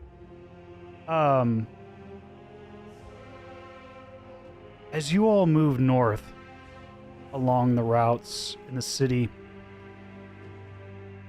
avoiding the Garmir patrols, again, overhead you hear bits of awkward squawking, screeches echoing from above. And as you move further into the Estates District, the streets here become wider, which don't give you as much opportunity for concealment. Also, Spudley, or Chugrulk, as you walk, your scale mail boots begin to clatter a bit more on these cobblestone roads, giving off a slight echo on the two-story and one-story stone walls around you. The acoustics of this area quite different from the more densely packed areas of the spokes that you were in previously, that you arrived in Drakenheim. And as this echo bounces off the stone walls and the wooden walls, you hear a loud and shrill caw from above. Screeching, if you will, from above. Giorgio, Tim, you look up and you see the creatures you had seen previously. You had all kind of encountered these larger, what appeared to be birds of prey. Now, as these shadow-like creatures descend from above, you see them for what they really are. More human-like, but also avian. As Ew. they screech and caw and squawk at one another, but having heard the echoes from above, they are still quite a ways above, but are descending rapidly, having heard these echoes. What do you all do?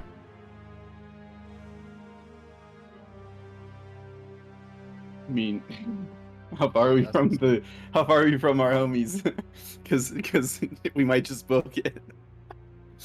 At this point, I would say we're still a long way away, huh? I would say you're approximately where the sprawl is. You're beginning to, by the sprawl, it means that the roads begin to get wider in this area, hence its name.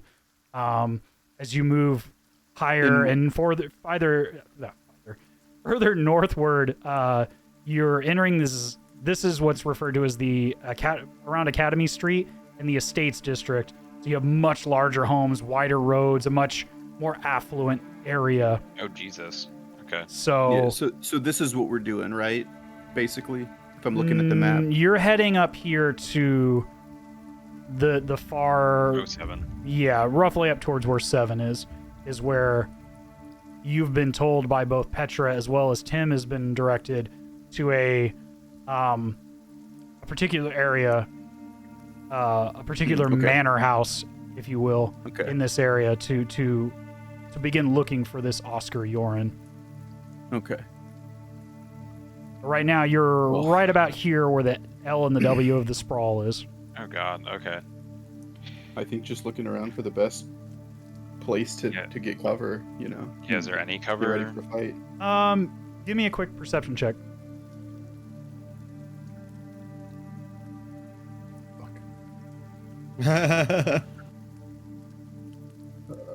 15 plus. Oh, okay. 5. So that's a 20, but not natural. Dirty 20? Yes, indeed, dirty 20. Having, with your high perception, both you and Tim noticing these creatures, you have a reasonable amount of time to begin making arrangements to hide yourselves, if that is what your intent is. There's a farmhouse with a broken window just off to your left-hand side. A broken townhome. So a 2-story property to your left. And one of the windows is completely busted out and shattered.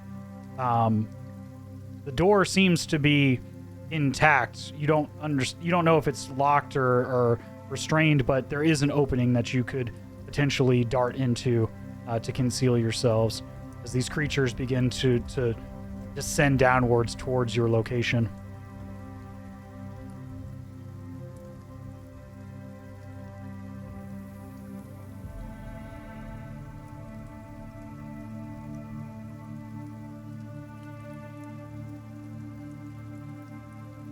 I say we. No idea how strong like harpies are in this world. I am definitely not interested in finding out. Yeah, I was thinking the same thing. I've got some stealth. I mean, I'm happy to use it, but I don't know what else to suggest. Yeah.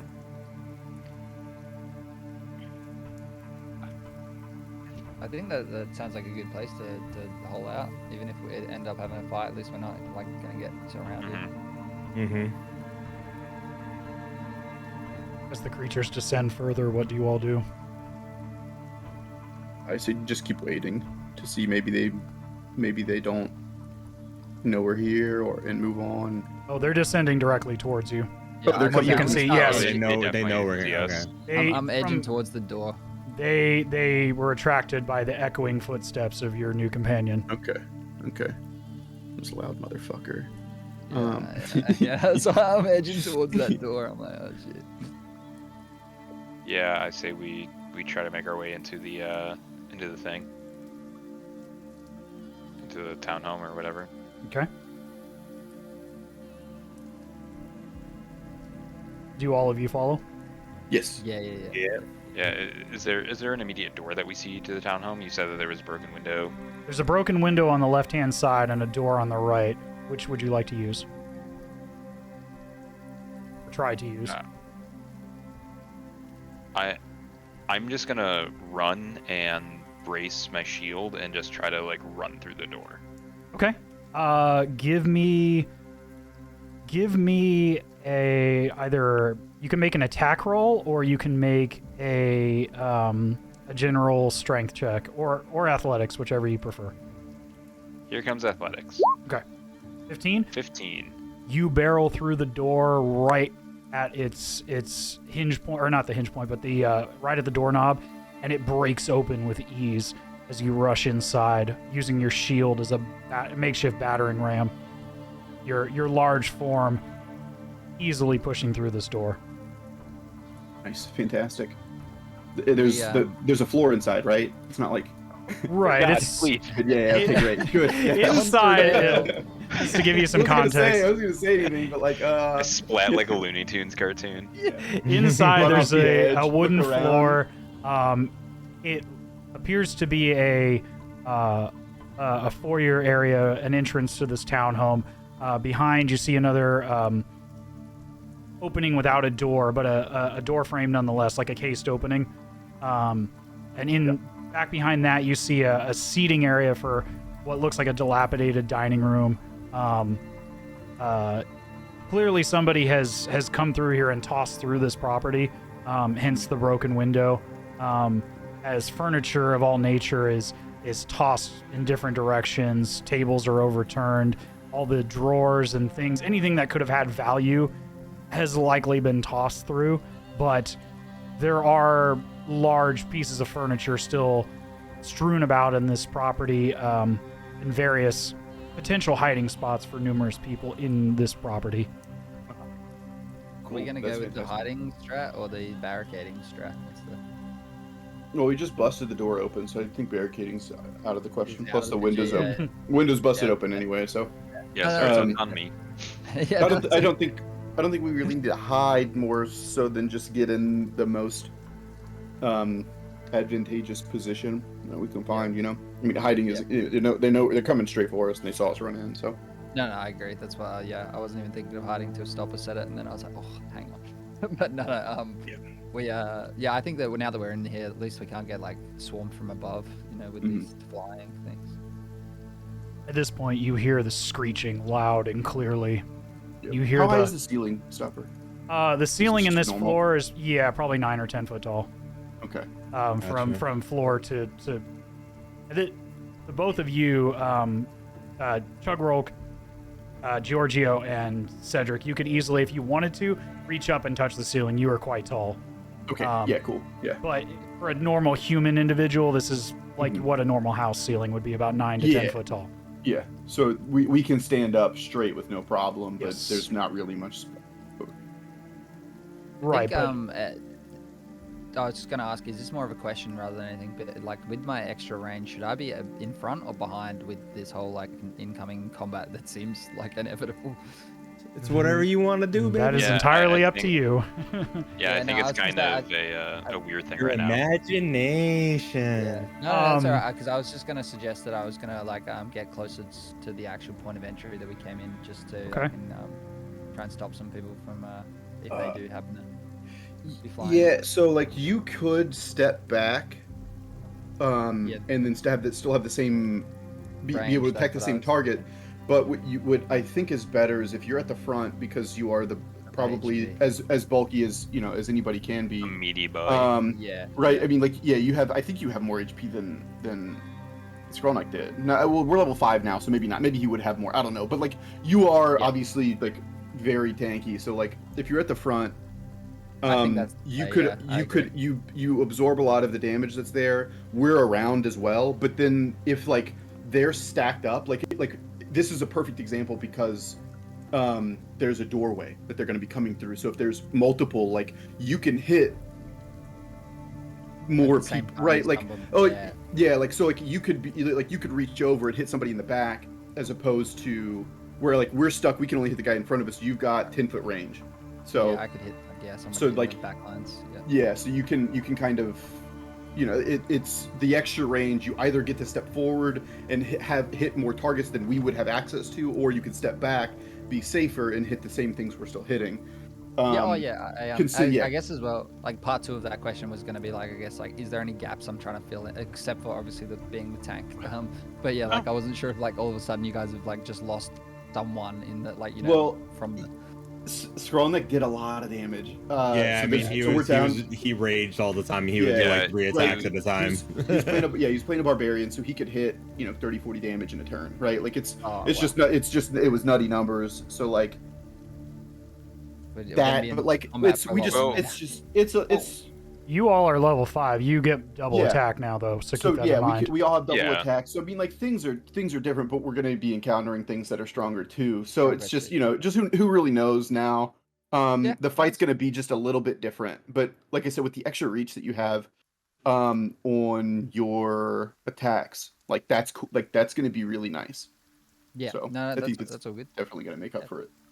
No worries. Well, with that being said, I think I'm gonna still, like kind of maintain my position at the like closest to the door, you know, on the encroaching side. So with that, if we're prepping to do a fight, because I don't know, it doesn't specifically say how it works for infusing.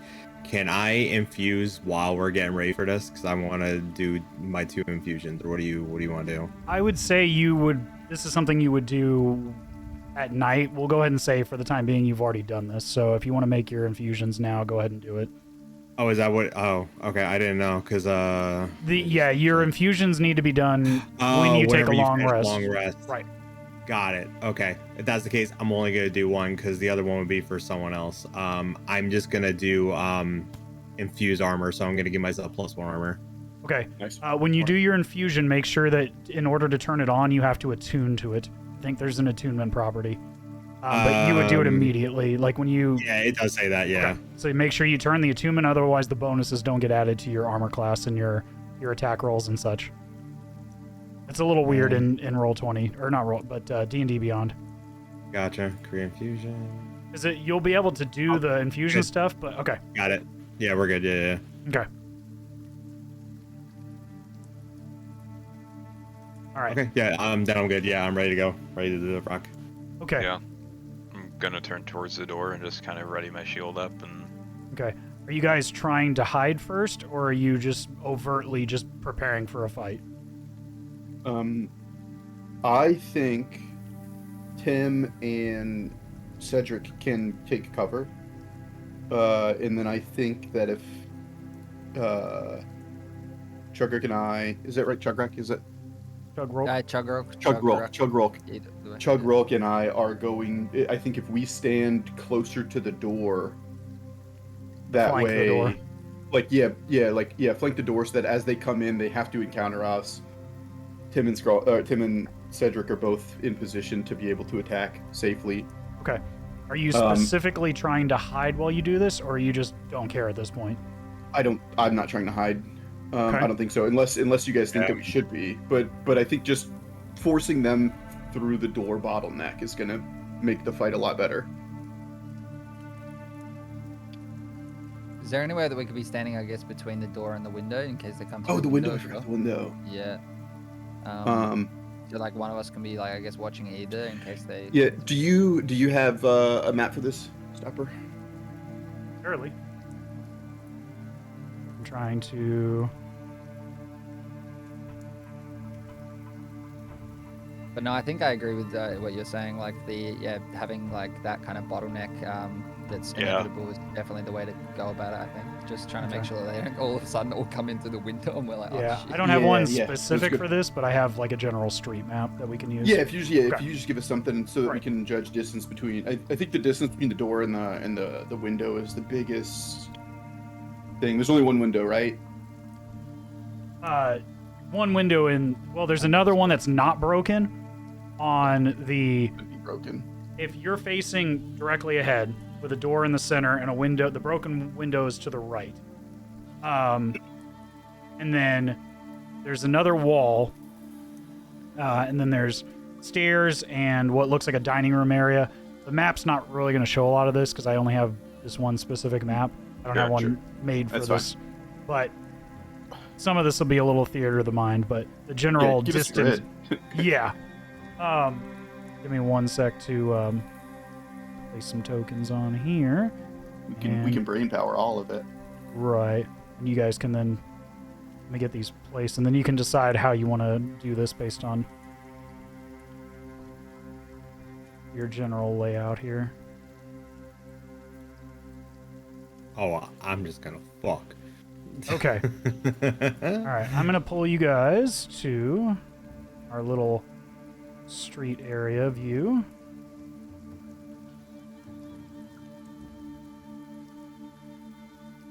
So right now, the door, it's hard to see because the roof is above it, is right in between you, Chugrulk, and Georgio. The busted window is here to your right, Georgio, facing the street. There's another window. I'm sorry, go ahead. Sorry, just a question because we can't both stand like back to back on a square, can you? You can both occupy a square, but you can't pass through each other's square without losing movement. Yeah, okay. No, that's just curious. But you can occupy the same 5-foot space if you need to. Okay, yep. So if you both wanted to stand in the middle here, you could, yes. But if you were to say, I want to move to this space behind Georgio, you would move 5 feet here, and to move through Georgio's space, you would need to lose 10 feet of your movement. Yeah. It cuts your movement in half to move through, unless you have an ability that says otherwise. What you could do, just so you know, for the way that movement works in D&D, what you could do is here, it's still 15 feet of movement. Right. If you have the space to move around me, it's still 15, just like going straight through me would be. So moving around someone doesn't slow you down. Right. Unless you can't go around them and you have to go through them, then it would, because of the it's like sort of like difficult terrain is. It cuts your movement in half for those squares. So you do have to consider that. But like if you look at distance, like 10 feet is a 10-foot square all around, right? Right. If you're seeing the arrow that I'm drawing right here. So like like this is 10 feet. This, even though like like math in your head, this should be almost 15, right? Yeah. It's it's just the way that movement and space works in D&D. So like if you have to like zigzag through something, it doesn't slow you down, which is really cool. That is good to know. Yeah. So just to I guess give I was you just guys curious, like the question I guess I was just asking was, would it be better for us to be standing on the same square that's between the door and the window rather than on different sides? Is I guess where my whole thought process came from. So like, where you're in between both, right, Georgio? Like your character. So in between, like that's the door, that green one, and then the window's in the corner. Yeah. So would it be better for us to both be on the square that you're on, like to protect both the door and the window? So is there another window, Stopper? I think that you're right. There's one right here. So I think what would probably be better is if maybe me here. If you were there, because you can cover both windows, and then I'm here to cover the door. Okay. Yeah, that's fair. Yep. So the lines I've put up represent walls. This is the openings that I told you about, the cased. They don't have doors in them, they're just cased openings. And this square over here is the staircase, this being the first flight, and then the staircase up to the second floor of this townhome. Okay. So, clear as mud? Yep. For the most part? Okay. Yeah. If you guys want to position yourself a little bit differently, that's up to you. I'll leave you to put yourselves wherever you want at this point within the confines of the walls. Yeah, I think I'm pretty happy with where I am. Okay. Do we want the door to be shut for this before stuff goes down? Like we're all inside. Shut the door. Did we not break the door down when we rammed through it? I mean, you broke the knob. Oh right. Okay, You broke the latching mechanism, so it won't latch, but the door is still on its hinges. Oh, cool. Yeah. It failed at its weakest point. Yeah, I'll just do thaumaturgy and slam the door shut real quick. Okay. The door slams shut with a loud thump as the hinge barely catches what's left of it. as you all hear the screeching above. This loud avian, disturbing screeching. And you hear this of wings coming down, and you hear a thud above on the roof's edge as this chittering mixed with squawks and squeaks overhead enters your ears as you prepare yourselves inside the confines of the property.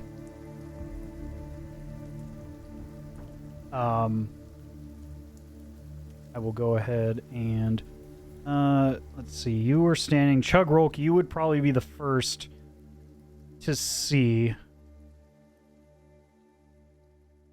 these creatures.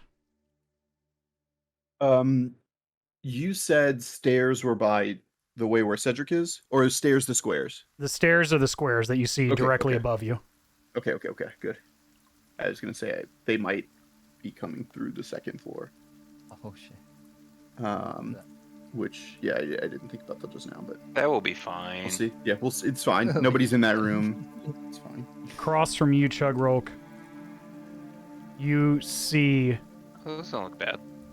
two avian creatures. Their arms are two humanoid creatures, but their arms avian in nature, feathers extending off, and talons for feet, with rags covering their torso, portions of their bodies. Their noses, although humanoid, very beak-like, and their movements very crow-like,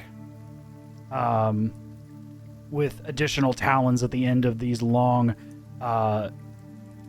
frail wings, muddied with water and dirt. Are you trying to say something, Shiny? Oh, I'm sorry.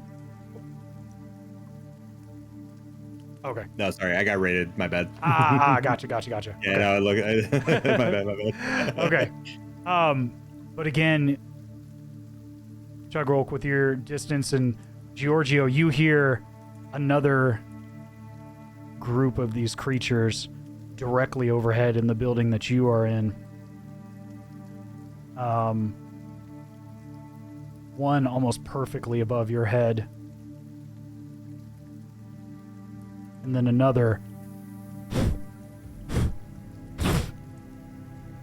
as talons grip into the rooftops above.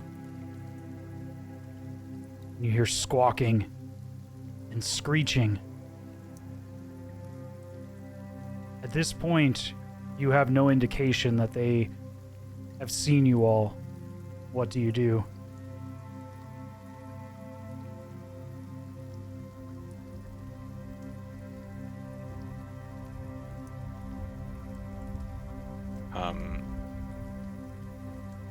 So we don't know, like, doesn't seem like they can see us. Does it seem like they're coming up into that second story at all? You don't hear any, you don't hear any additional movement with you don't hear any creaking as you stand still. I won't make you roll perception or anything. You don't hear any additional movement other than their initial landing on the structure. Chugrulk would have signaled 2 across and 2 above, or some combination between Chugrulk and Georgio. And you can hear talons gripping the structure, but they're not like the sound of footsteps moving across the roof or around. But you hear the avian-like chittering and squawking back and forth between these creatures. Give me 1 sec. I don't know. Let's see. No, for the sake of this, it's not really a language that they're speaking. It's more just a mixture and hodgepodge of general squawks and squeaks. But you do hear the occasional word of common mixed into this squeaking and squawking. You hear the words. It's like every 10 or 15 words you might hear a broken word of common. You hear crash, Bethel, man,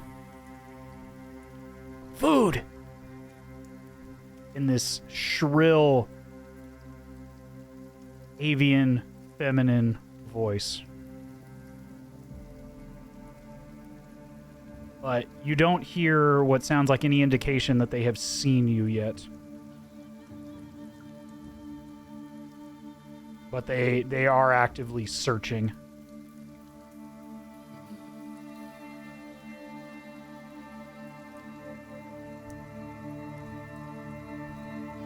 You said it sounds like they're on the roof. 2 are on the roof on our side, 2 are on the roof across. Right. And as far as we know, that's all of the ones that are in the immediate area. Yeah, you would be aware of the sound of the 2 here and here. And Chugrulk has eyes on the just barely peeking out through the window. Those 2 to the like rest, like to let them know that there's another 2 across. Yeah, yeah. Like that, like I was gonna say, I have it. Like I would have assumed I would have already done that, but yeah, like we're all aware that there's 4. Like correct. Yeah. Or as you can tell with your general perception, you can tell there's 4 for the time being. Yeah. Man, I wish I knew what the second. I'm trying to if I stay remember what I looked like. Because like I made enough noise to bring him down, so I'm assuming that I can make enough noise to bring him in. Yeah.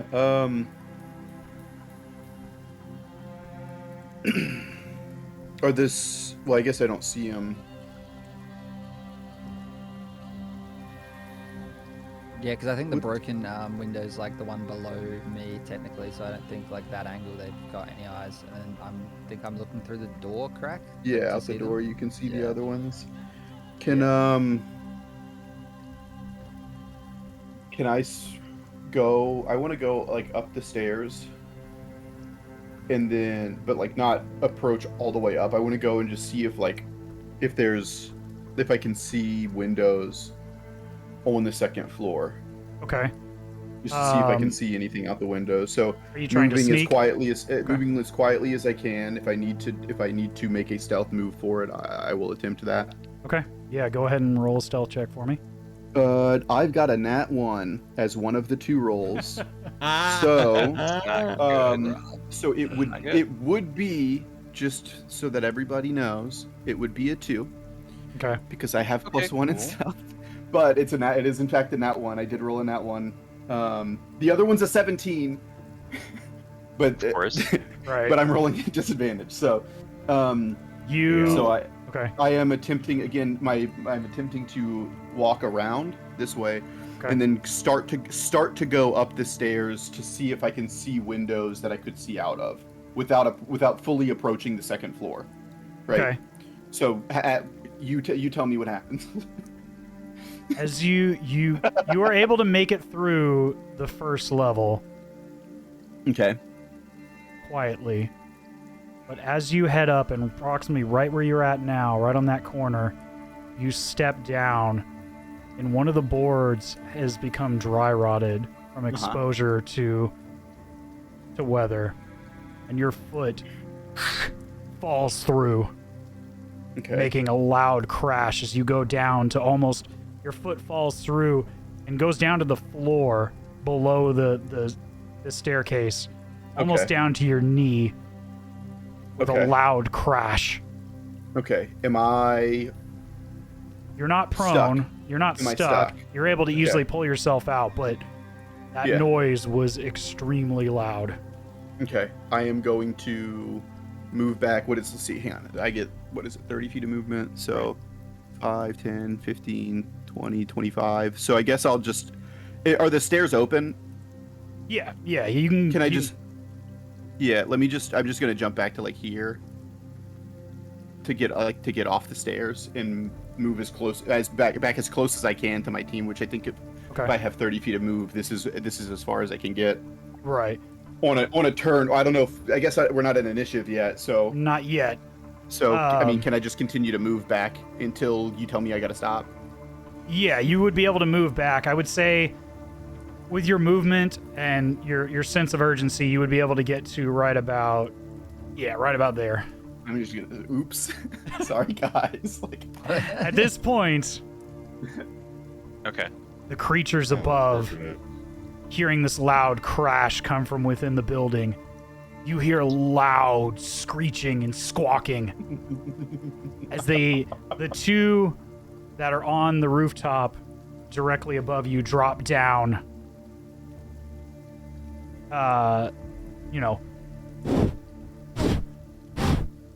Coming right down towards the door and the open window. The other two descending down.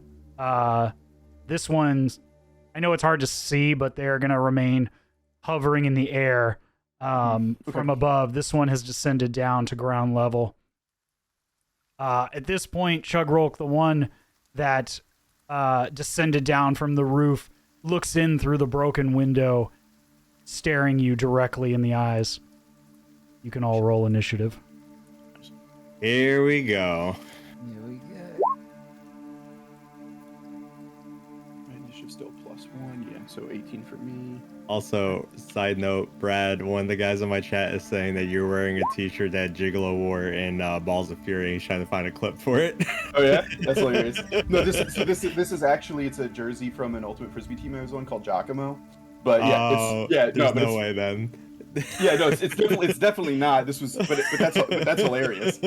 That's hilarious, and I want to see it. I gotta see it. He said he's looking for the clip now. Hold on, where's my thing? Here we go. So taking me forever to find all the buttons to press. So initiative is up in the top middle. Oh no, what am I doing? Hold on, that's not it. That's a regular D20. I'm sorry. Shiny. Oh, that's okay. I should have stuck with that.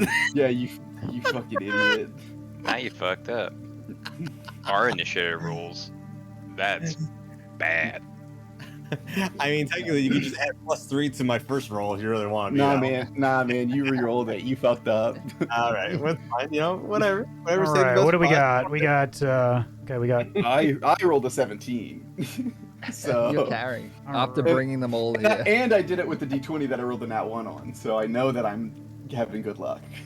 Yeah, great. I'm simply advancing the plot, everybody. Just wait until we actually make a swing, and then it's like, wait, why I'm can't I roll advancing higher? the What's going on? Oh, this is confusing. Oh, let me see.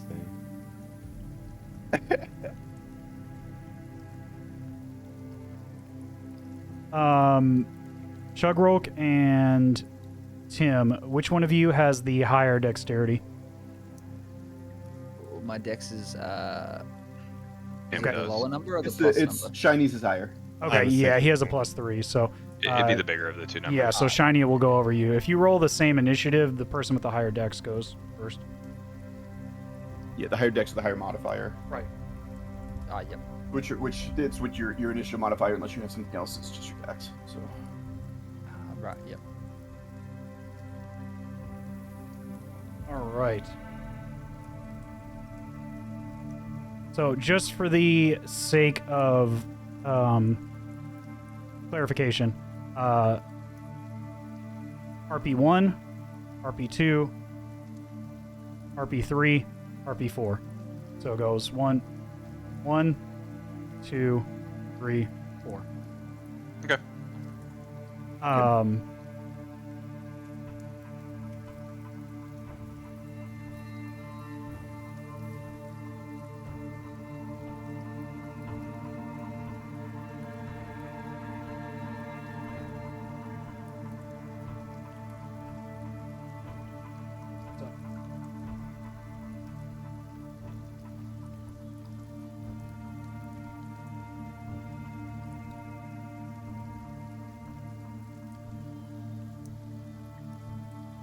Okay.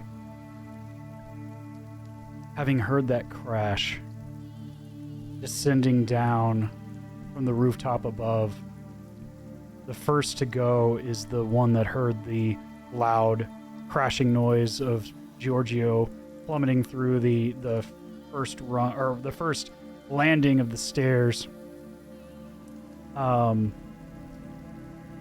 staring you down in the face, Chugrulk.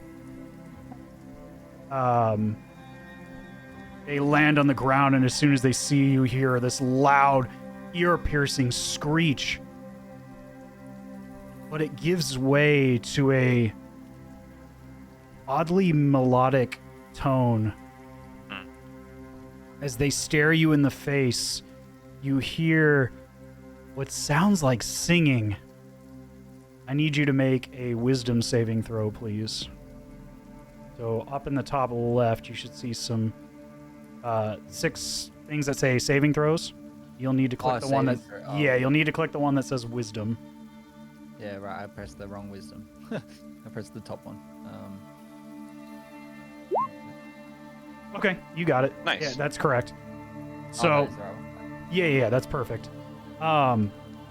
You hear the melodic tone in your mind, but you're a seasoned fighter, and you're able to shake it off as you hear it try to coax you into a false sense of security. But you've seen tactics like this before from other fighters and combatants, as you are able to shake this odd mind-controlling melody out of your thoughts, and you are not affected by the harpy's song. At this point, Giorgio, you are up. Okay. So the door is here, yeah? Yeah, the door is right there. The window is directly in front of Chugrulk. Okay. So I can see this, and the door's... We busted the door wide open. Yep. I'm going to... Well, you closed the door, so I guess you wouldn't really be able to see. Oh, we did close the door. Okay. Right. The only reason that you are now in initiative is because this one harpy came directly down and stared right through the broken window at Chugrulk. Okay. Do I have line of sight on the one that's looking through the window, right? I think if you step down one, you would have line of sight. Okay. So I'll do that then. Just a little step over. And then I will pull out. I have hand axes. I'm going to pull out a hand axe. It's the broken window, right? I don't have to crash a window, but no. You could. Yeah, you so, have like a 3-foot opening that you could yeah. something So out. I will throw a hand axe Okay. at the harpy that's right here. This one. So number 1. Okay. I believe. This harpy, by the way, is in this square now, right? Or like, because the window's there, correct? The window is here, directly in front of you. Oh, okay. Right. Yeah, okay, right. Now, how do I take things back that I accidentally just... So that's a 16 plus, I believe. You can hit Control 7. Z. It should take it off, or highlight it and then just hit delete. So thrown hand I got it. axe is plus 7, so it's a 23 to hit. 23? Yeah. Wholeheartedly, you wing this hand axe. Okay. And you hit it squarely in the right breast. Go ahead and roll for damage. I will also, when I roll for damage, I'm also going to do the psionic dice. Okay. The psionic, what do they call it? Where is Psionic the thing? energy dice. Psycho Yeah, but they have, what do they call the psionic strike? Whenever I hit it, Oh, okay. I can use one of my dice to do a psionic strike, which deals an extra... Where's the numbers? Why is this not... It looks like everything's different. I don't know Okay. why. I Let can't me find look. the freaking psionic strike. Here you go. It's 1d8 plus 2. Okay. Yeah. Psionic strike. Let me reread this to make sure that I'm doing this right. I think it's whenever I hit with a ranged weapon, immediately after you to target within 30 feet of you with an attack and deal damage, you can expend one psionic die, energy die, rolling it and dealing force damage to the target equal to the number rolled plus your intelligence modifier, which is 1d8 plus 2. Yeah, so 1d8 plus 2 on top of the 1d6 plus 4. All right. Yeah, 1d6 plus 4, 1d8 plus 2. So this is going to be a 1 and a 3 plus a 2 and a 4, so 9 damage. 9 damage. Okay. Yeah. You 1 wing. plus- Go ahead. Yeah, 1 plus. Yeah, let me. So 3 plus 4 is 7. 1 plus 2. Hang on, am I doing that math right? 1, 3. What were the other die? No, it's 10 damage. 10 damage. It's 10 10, damage. okay. Sorry. Yeah. Okay. I knew I knew I was getting something wrong because 9 didn't feel right. So 10 damage total. Okay. You wing your hand axe out through the window with extreme precision, nailing this harpy directly in the right breast as it screeches out with pain, trying to as it attempted to lure Chugrulk out with its song, and you see that the force of energy behind it pushes the blade even deeper than it normally would go, as you do quite a bit of damage to this creature. And you still have your second attack. Seeing how well that went, I'm going to throw the second hand axe that I have at the same target, attempting to do the same thing. This time it's a 17 plus 7, so 24, which I assume hits. Wholeheartedly hits. Yeah.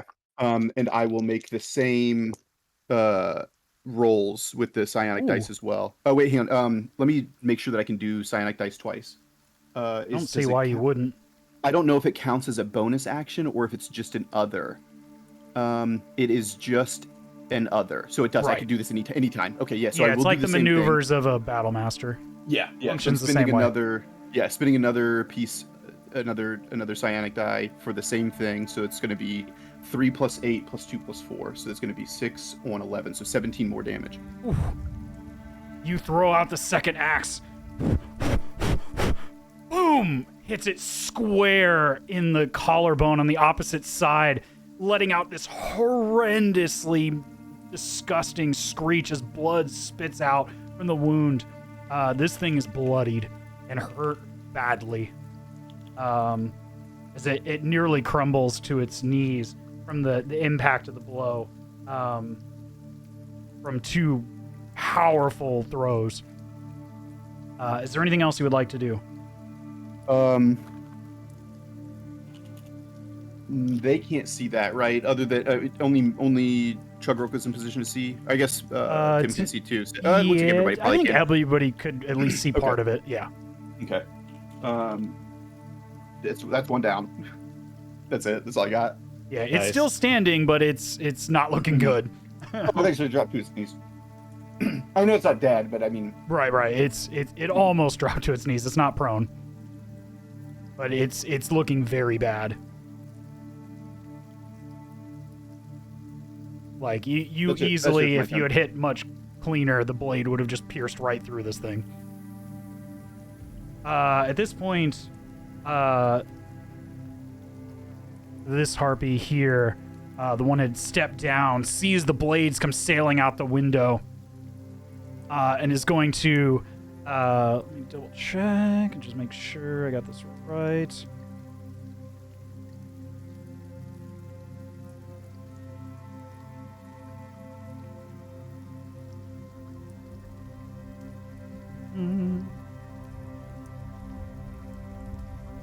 Yes.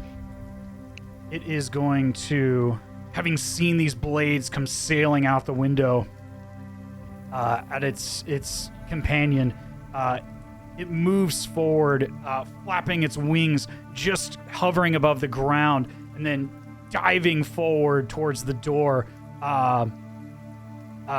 with its talons out, crashing through, pushing through the door.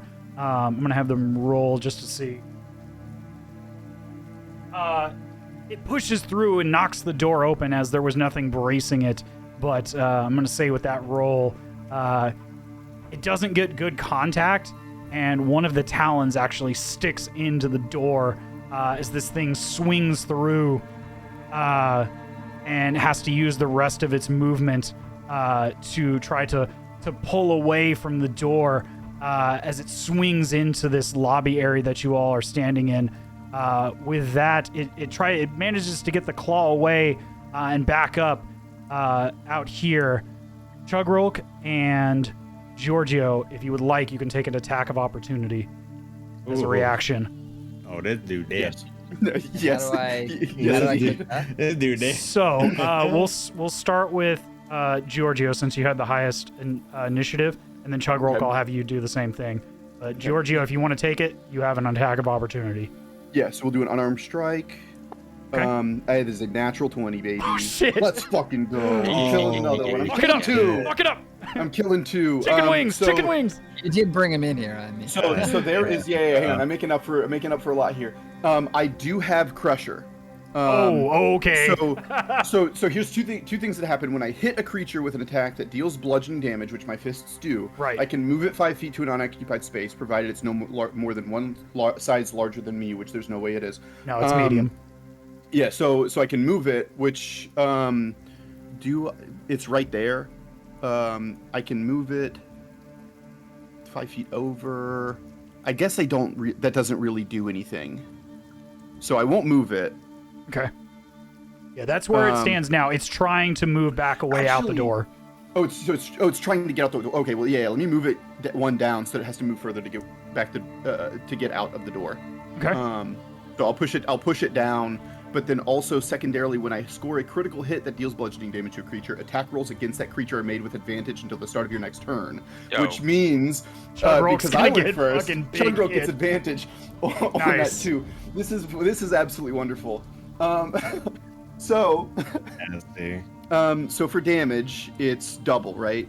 I roll 2. Right. So you hit, and then you would double all the damage dice that you roll. Okay, so I just roll regular, and then we double the number. It's not roll Right. twice. Right. Okay. Whichever you So prefer, it's- but yeah, usually people just roll dice and double. That's fine. Yeah. So 1d8. I rolled an 8. So that's 12 damage. That's gonna be 24 damage. Wait, you rolled an 8? Yeah. Okay, so you rolled Yes. an 8. Yeah, I rolled a natural 20 Right. to hit, which Okay. means I do hit on the punch. My damage, it's 1d8 plus 4 damage. So I rolled an 8. So it's 12 damage. It's maximum damage. So it's 16 damage on the dice plus 4. Oh, okay. So you just double the dice roll. Just okay, the cool. dice. Yeah, not okay, your so- modifiers. Okay, so 20 damage total then. So it's 8 plus 8 plus 4. I'll choose to double my dice roll instead of rolling it again. How about that? Works for me. And dude. then the only other thing was I can deal extra radiant damage because I punched it, right? Right, because you have the ring of the holy brazier. Just for fun, let's see, just to see how big the number gets. It's a D6 of radiant damage, nothing Right. extra. Yeah, okay. So you So would this is double one of this my D6. Yeah. So that's a 3. So you do another 6 damage, so 26 damage. So 26 damage. 6 of it is radiant. Okay. 20 of it is bludgeoning. Yeah. All right. As this creature attempts to back away, as its talons scrape and claw out of the dry rotted door, you come in hard down on top of it, crushing into its chest as it screeches out, and its screeches are muffled to nothing as the radiant damage and the solid hit to the chest crushes its rib cage. It is I'm so still glad I'm rolling standing. with the camera. It is still standing, or hovering, but it is extremely bloodied, and it's about to take an advantage strike from Chugrulk. All right, Chugrulk, go for it, man. Oh. So just so in the D&D and Beyond, I just got to click on what weapon I'm using and the plus. So yeah, if you go to your attacks So hold on one under sec. Hold on. Because you're rolling an advantage, the easiest thing to do would be to roll 2 d20s. you can actually you can choose to roll right event? click. You can right click. Oh, you can right click to choose to roll. So the weapon that you want under the hit I see DC that, where yeah. it says plus whatever, right click the number that you want for the weapon that you want to roll, which I think for you they're all +7, right? So right click whichever +7 you want and then click advantage. And when you click advantage and roll, it will roll 2 for you with the modifiers already there, and it will pick whichever one's higher, and that's the one it pushes across. The whole thing is set up really, really well. That's sick. Yeah, that's handy. Okay. Alright, Yeah, you're rolling with advantage, so let's see some big numbers. You're gonna roll 2 d20s, and well, it should add your modifiers. Yeah, it'll do it for you. Yo. Nice. I got a 1 in there though. That was. Yeah. So yeah, fuck it. Who cares? That's what we get for advantage, Okay. baby. So, what was the die roll of the d20 specifically? It was 17. 17. Okay. Just to keep in mind, you are a champion fighter, and you have improved critical, so a 19 or a 20 is a crit. Oh, nice. That's why I ask. So just Nice, pointing that out nice. for you because you're new. Dude. I wonder if it would push that across because it highlights crits. I don't know if it does Roll20. with the feature. That's why I'm saying it. That's why I was asking to double that's check. Really interesting. Okay. Definitely good to keep in mind. Yeah, thank you. So 24, you come down hard as you see Georgio struck this thing square in the chest. You follow up with a merciless strike from your Gladius, coming down hard on this thing's shoulder. Go ahead and roll for damage.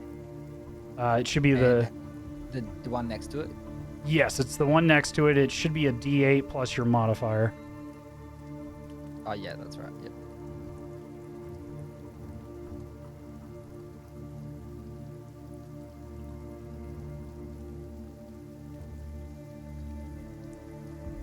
Not sure why it rolled 2. It's because you were rolling. I still got advantage on maybe. No, so it's giving you 2. I think because you can swing it as one-handed or two-handed. Right. Okay, that's why. Yeah, because Right, you have a shield in one hand, so you're swinging one-handed.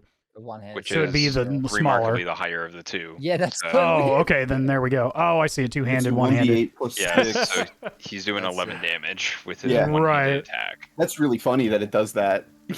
Yeah, I like that. It brings up the 2 and like makes it easy. You come down hard with the Gladius, and I'm gonna go ahead and say it. How do you want to do this?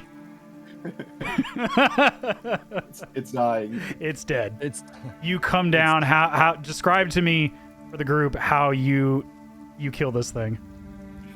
I'm not gonna lie. I'm gonna have to. I've got to one up our friends. I've got to start by dismembering this thing. You know, I've got to take off a few of its limbs. Holy shit. Yeah. I got to show everybody that ruined it. harpies aren't the king of us. You know, we ain't having this. We ain't having things coming down from the sky to ruin our adventures. And yeah, so Alright. I take off two limbs and a head. I have to one up Reese. Fuck him up. Yeah. You cleave this thing into pieces like the surgical nature of a chef, cutting off its wings and basically prepping this thing for the spit as if you were going to devour it as a trophy hunt afterwards. Its head sailing off and tumbling out the door between its two companions as it tried to fly away. And it is very, very dead. Hopefully they just leave us alone now. Let's go. It's work. With that, That was a good start. that you hear the others Nobody- squawk and squeak loud or screech loudly, horrified at what they just saw in front of them as the head of their harpy sister rolled out from inside the house. The one above is going to fly down just off here, seeing not from this angle, not seeing Chugrulk, but seeing Georgio, Tim, and Cedric as you hear the same melodic tone come through the door from outside. It's a mixture of squeaking as it echoes in your mind. I need you all to make wisdom saving throws, please. Y'all haven't even had turns yet. Right? Like, Oh, man, that was this a is funny. charisma save. Oh, I'm You sorry. said we need wisdom save? Yeah. Yeah, wisdom saves, great. please. Come on. Wisdom save. This is Okay. a 9 plus 2, so 11 for me. Okay. Georgio and Cedric, you hear the melody in your mind, but you're able to, the adrenaline of what just happened, you're able to shake it off.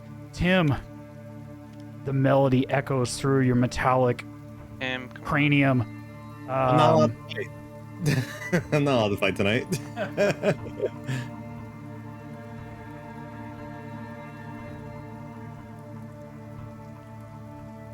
Right now, you are charmed by the harpy and you are incapacitated.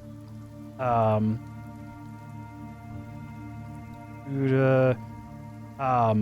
your turn, you must, if you're 5 feet or more away from the creature, you must move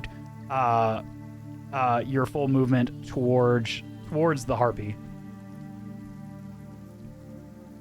As you are drawn into it by its melodic singing, but we'll cross that bridge when we come to it.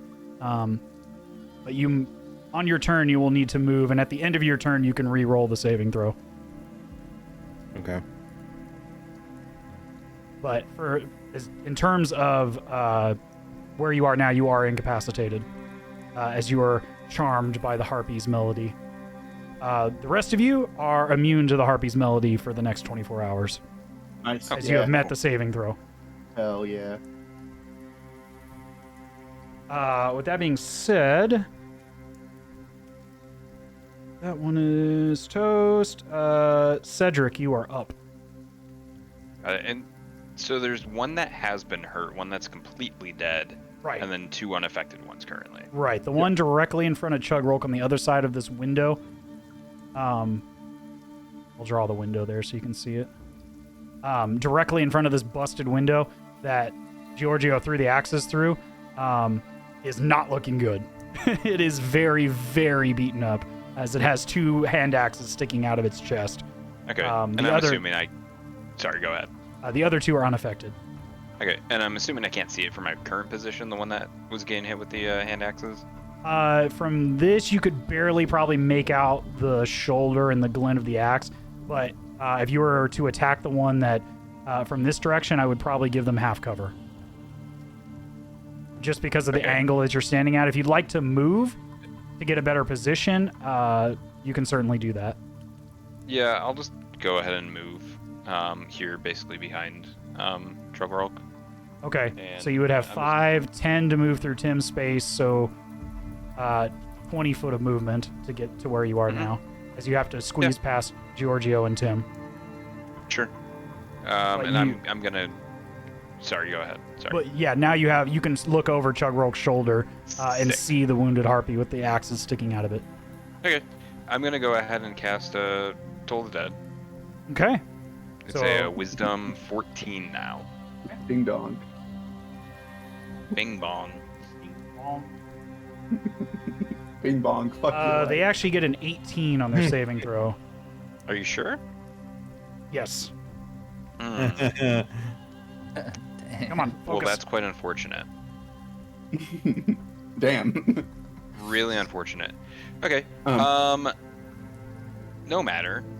I'm gonna go ahead and cast Spiritual Weapon right behind the harpy that I was gonna try to hit before. All right. Let me go ahead and pull that out from my little bag of tricks here. And you're going to cast it right behind it? Yep. Yeah, right there. It's perfect. Let me get rid of that little marker. All right. Your spiritual And- weapon is right behind the harpy. Cool.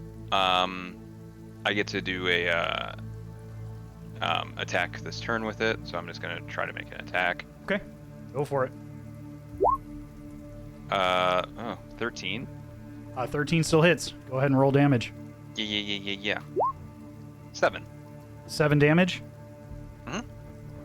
It comes down, crushing hard against the shoulder. This thing is barely alive, but it is still squawking. All right. Cool. I'm gonna go ahead and just stay put, Okay. and then there. Okay.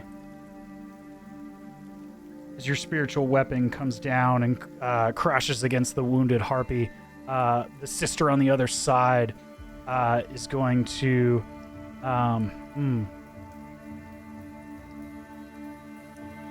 They don't really have much they can do because having seen that head come sailing out is shooking them a bit.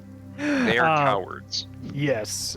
This one is going to move back a little ways and fly up a little ways. So this one's about, I would say, 15 foot up in the air, and it's moved over about 10 foot. So it's moving away as it's screeching and squawking. You hear this loud, horrible, ear-piercing screech from up in the air. About at roof level with this, almost at roof level with this townhome. But they are not going to come through that door. They're not going to make the same mistake as their their harpy sister. Having seen what they just saw and seen their other sister at death's door at this point. With that being said, Tim, you are up. I need you to move out towards this harpy as far as you can go. So I mean, it'd be right here. Right. Okay. So you would need to move there, and then you can go ahead and give me another wisdom save, please. Sure. Cool. Great. Thanks. Great. You still hear the melody as you wander out towards these harpies. This one directly in front of you still singing soothingly. You hear in your mind, you hear the melody of your homeland like a lullaby in your head, and that's all you can hear for the time being. But that will be the end of your turn. With that being said, Chugrulk, it is your turn. Alrighty. So you can go ahead and you have whatever your movement speed is, you have your attacks and your bonus action. What would you like to do? I'm just trying to figure a few of those things out at the moment. So where would I find my movement is up the top 30 feet. Right, so each square would be 5 feet. Right. Yeah.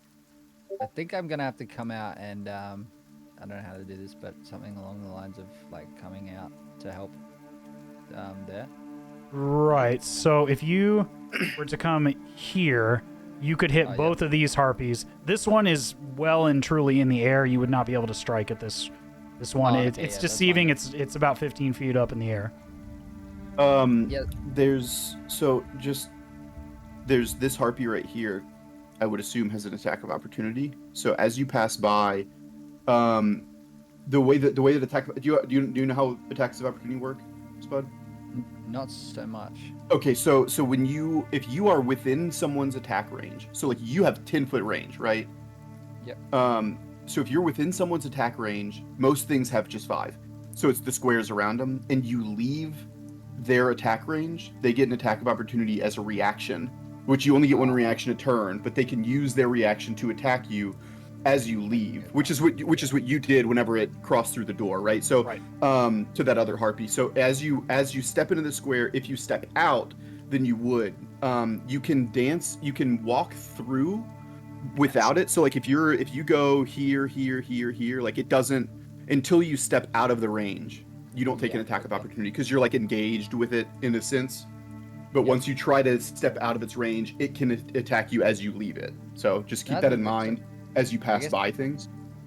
No, that does actually help, because I was going to say the only other place I was thinking about moving was from, like, so I'm there, which is 10, but then I could go, 15, 20, 25 to get to that square, like, below without leaving a square, or am I leaving somebody else's square? That's, you have it, unless these have 10-foot range, you're not, this is the only one that would have an opportunity and you don't leave its melee range. Also, just so you know, you can, if you right-click, it lets you put points. That's how I was doing that. Yeah, that makes sense. So this. I think I'll stay. I think I'll go here just so it gives Georgio an opportunity to come out as well, and I'm not like kind of just standing in the doorway. Right. Another thing. Oh, sorry, I don't mean to cut you off. The other thing that you have to keep in mind as well, and that you can keep in mind because you're new, when you're in combat and you have allies in combat with you, and they're also engaged in the fight. And you're on opposite sides of an enemy, you get advantage because you're flanking. Oh, that right. I didn't even think about that, but that does make sense. Right. So Tim is on the opposite side of you, so you would get advantage if you were to attack this particular harpy. Yeah. Well, so that pretty much leads me into probably me wanting to attack that particular harpy. Okay. You know I'm charmed. Oh, true. I don't. You are engaged, but I don't know if it counts because you're incapacitated and charmed. I'll read the definition real quick. Right. I don't know if that counts as engagement then. Yeah, that's a good point.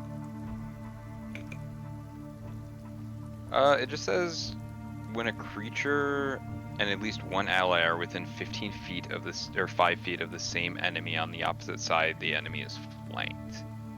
There you go. Okay. Rules as written. All right. Yeah, go ahead and roll. If that's what your intent is, go ahead and roll with advantage to attack. Yep. I'll go with that one.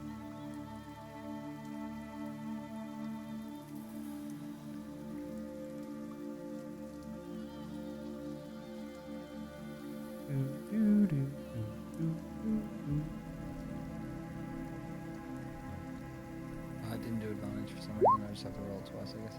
Yeah. I mean, that's pretty freaking That was, good. yeah, I was Yeah, gonna go. say, You can go ahead and just roll one more time, and we'll take the higher of the two. Yeah, that's all good. Yep. It's rolling at the moment.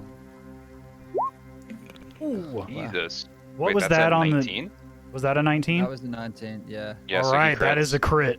Yeah. So, I was just about to, I was like, so the So way it doesn't come through. no. What? Oh, okay, yeah, it doesn't doesn't come come through. through. Become It doesn't come straight. through like we do, so we do need to keep that in mind. Don't forget that. Right. So Yeah, I went, yep.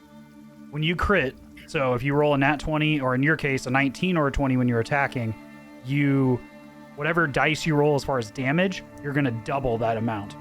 And then you add your modifier. So if your modifier, what's the plus to the right of your damage next to the longsword?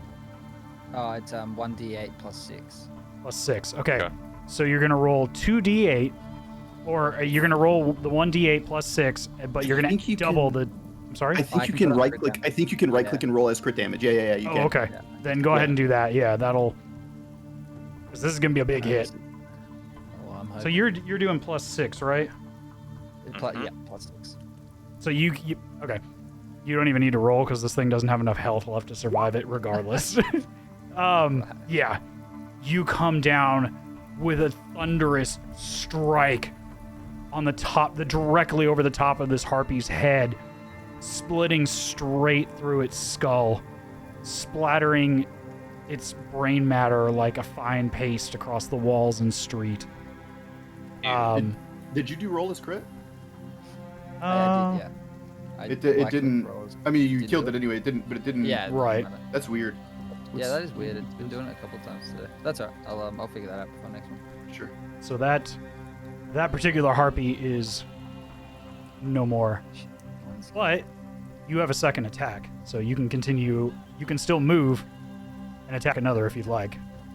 Yeah, I might just move up into that space and attack the other, the harpy that's, next to Shiny.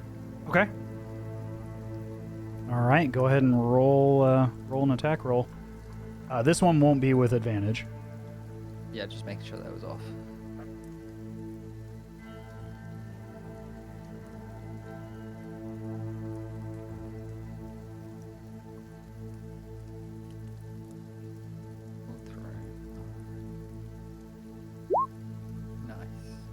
Nice. 12. 12 still hits. Go ahead and Oh, roll nice. damage. Jeez. Yeah, they're very squishy. They're not wearing armor. True, they are harpies, I guess. Yeah, they're just wearing rags and whatever scraps of clothing and debris they've cobbled together as clothing. That song, that's their strength.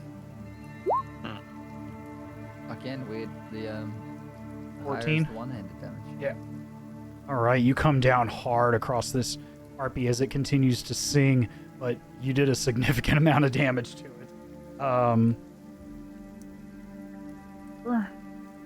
Coming to help you, Shine. Got you. It's that is quite the blow as you drag the Gladius down, and a slashing strike down from the collarbone all the way down to the waist across its chest. Is there anything else you would like to do?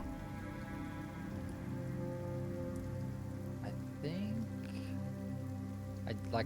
from my knowledge, I don't know what else I can actually do. Yeah. I think being here is kind of like good. It's like it sets me up for maybe a sentinel attack reaction. I'm not sure. I think I'll just stay here. Right. If they were to try to nice. move, yeah, they wouldn't be able to move if you hit them. Yeah.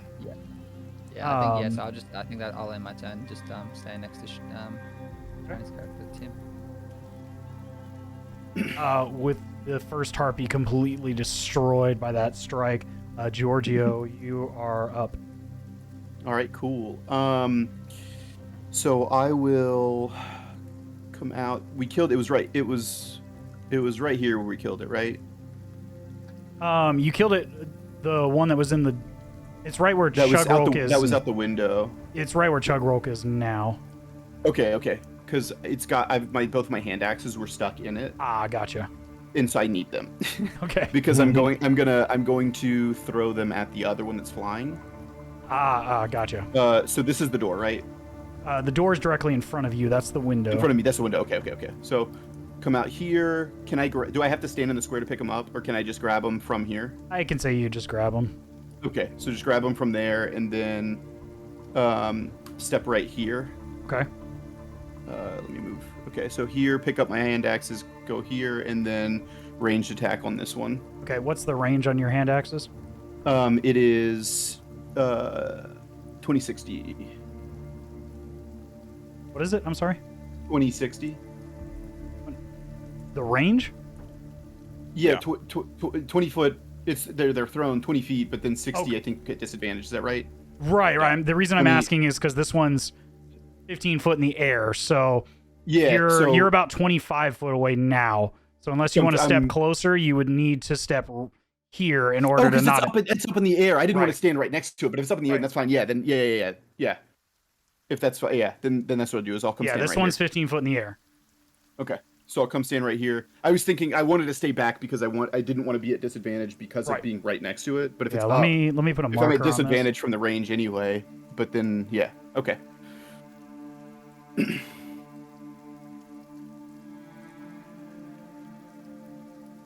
I'm gonna put a marker on there. That way we know. Remember, it's 15 foot in the air. It's hard to see on the map because I can't show elevation. I was thinking about that because I knew I had to attack it, but then I didn't think about that with actual positioning. So I'm going to start with just the first one. Okay. To see what happens here. And so this is going to be a 5 plus a 7. 5 plus 7, that's hit. That hits. Okay. That's a 12, so go ahead and roll for damage. That's going to be D6 plus 4. I rolled a 6, so that's 10 damage. Okay. And then, I guess I'll throw the other one too, I guess. No reason to not. That's a natural 20. Really? Yeah. Lord. These are on video. My rolls are on video. I'm not cheating, I swear. Loaded die, for sure. These are the same dice I've been throwing. The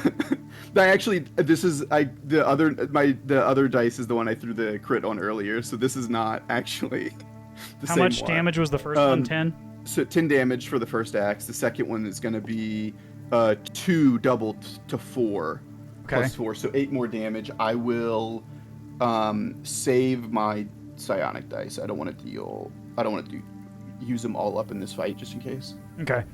The one that flies, you wing the hand axes at it, and it is bloodied as these hand axes dig deep into the flesh of the harpy. So that's 18 damage total. Right. Nice. My axes, are they stuck in it? Go ahead and roll a d6 for both of them. On a 1 through 3, they're stuck. On a 4, 5, and 6, they are not. 6s. Okay, you see as the harpy tries to dig them out, and the blades fall to the ground Nice. directly in front of you.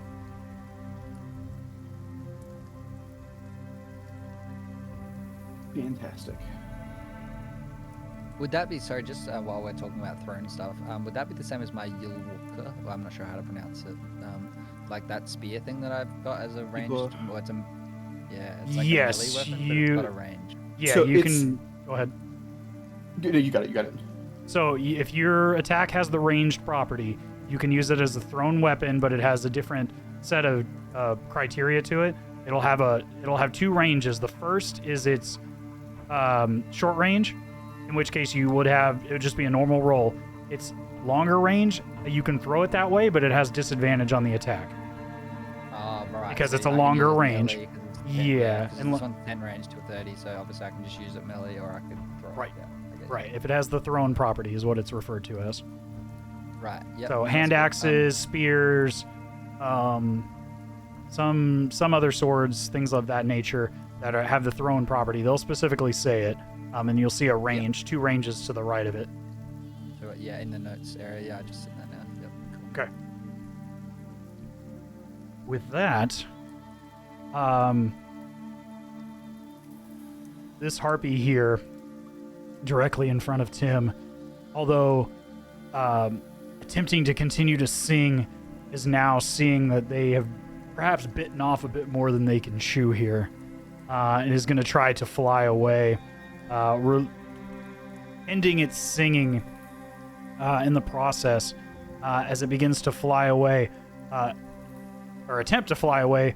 Chugrulk, Tim, Georgio, you all have an attack of opportunity as this harpy tries to This thing's dead. skirt away.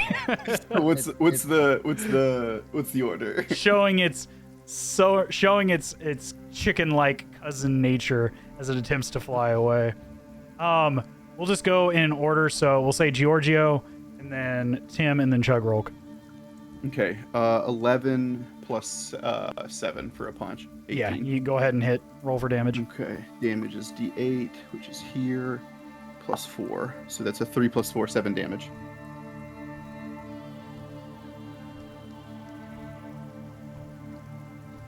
Come down hard on its shoulders. It begins to flap away, almost falling and failing in its flight. Tim, as you hear the melody stop. Oh, I'm sorry. Go ahead. I can move it, but I don't think I want to. Okay. Yeah, no. Okay.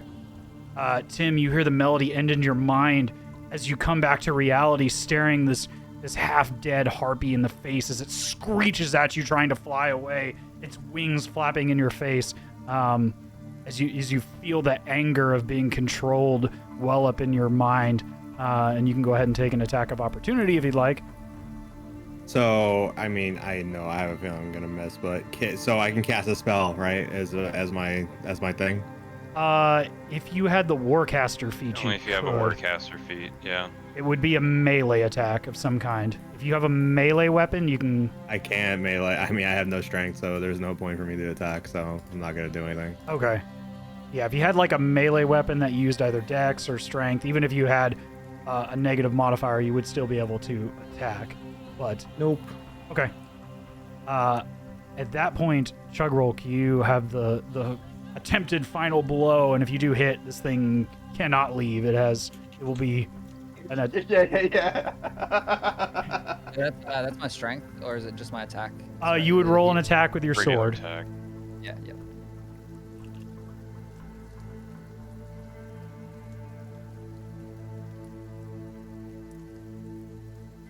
Got it.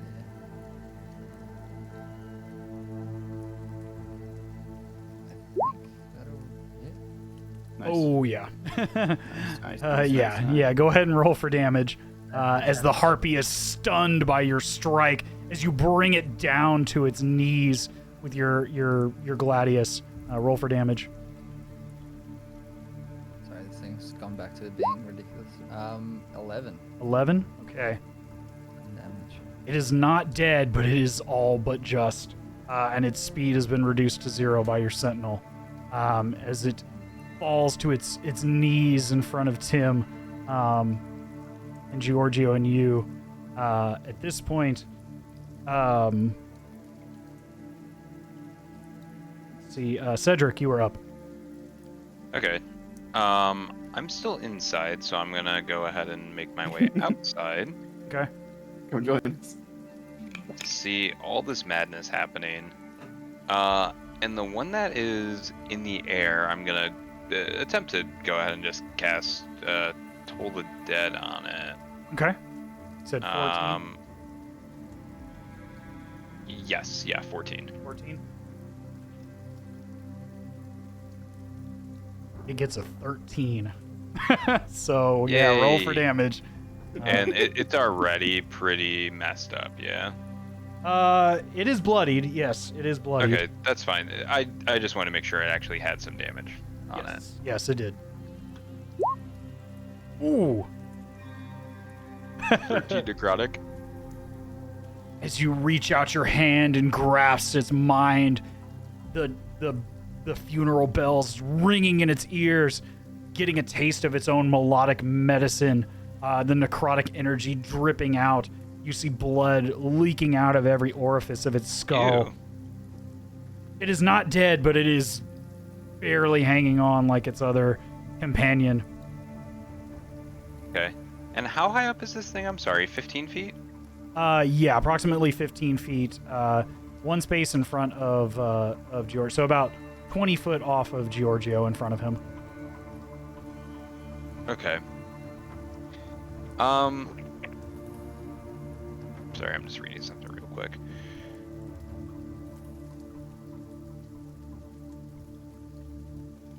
So, my spiritual weapon can move 20 feet in a turn.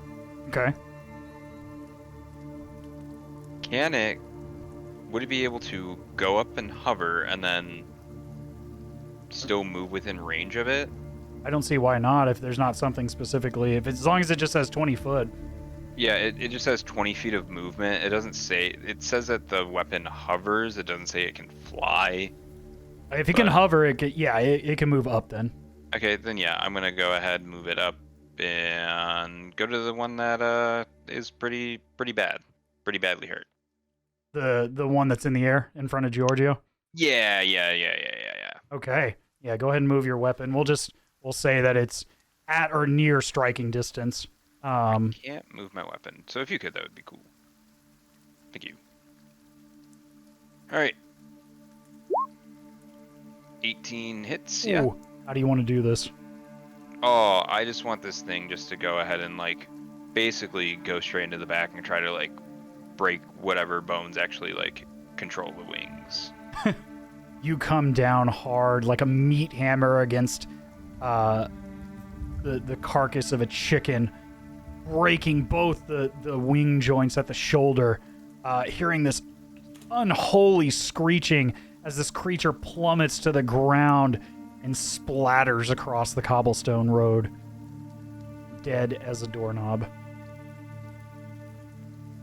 Cool. And all that remains at this point is this other harpy. Just for the sake of time, I'm going to assume you all just gang up and beat the ever-living hell out of this thing. There is no way it's getting away. And getting opportunity attacked by 3 people. It'll never move again, yeah. Right. Tim, since you got controlled, how would you like to do this? Kill it. I just want to scorch ray it 3 times and just annihilate it. You reach out with just a cantrip firebolt, place it directly in the face, and light this thing up like a roasted duck. As you hear it screech out into the city streets. With that, Giorgio, as combat wraps up, as you dispatch the 4 Harpy sisters, give me a perception check, please. Here comes the one. It's an 8 plus, I think, 3... Perception plus 5 now. So Okay. 13. 13? 13 perception. Yep. You look up in the air. Off in the distance, all this screeching and squawking and the shrill noises. Just out of the corner, you eye the clock tower. One of the signature features of the skyline of Drakenheim, known as the cosmological clock tower. Its arcane face, a series of floating pieces of metal and glass, not unlike the arcane Academy Tower.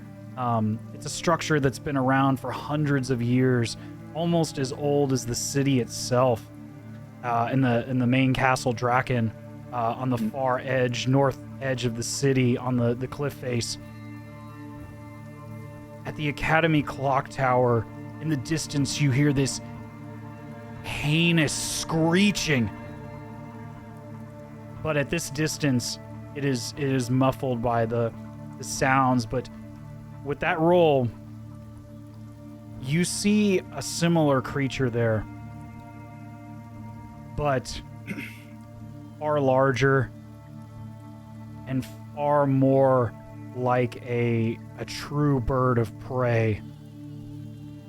Like the apex of these creatures screeching out as if losing something vital and beloved to them from this distance, but it does not approach. But that is what you see. All right, fellas, we got to get a move on.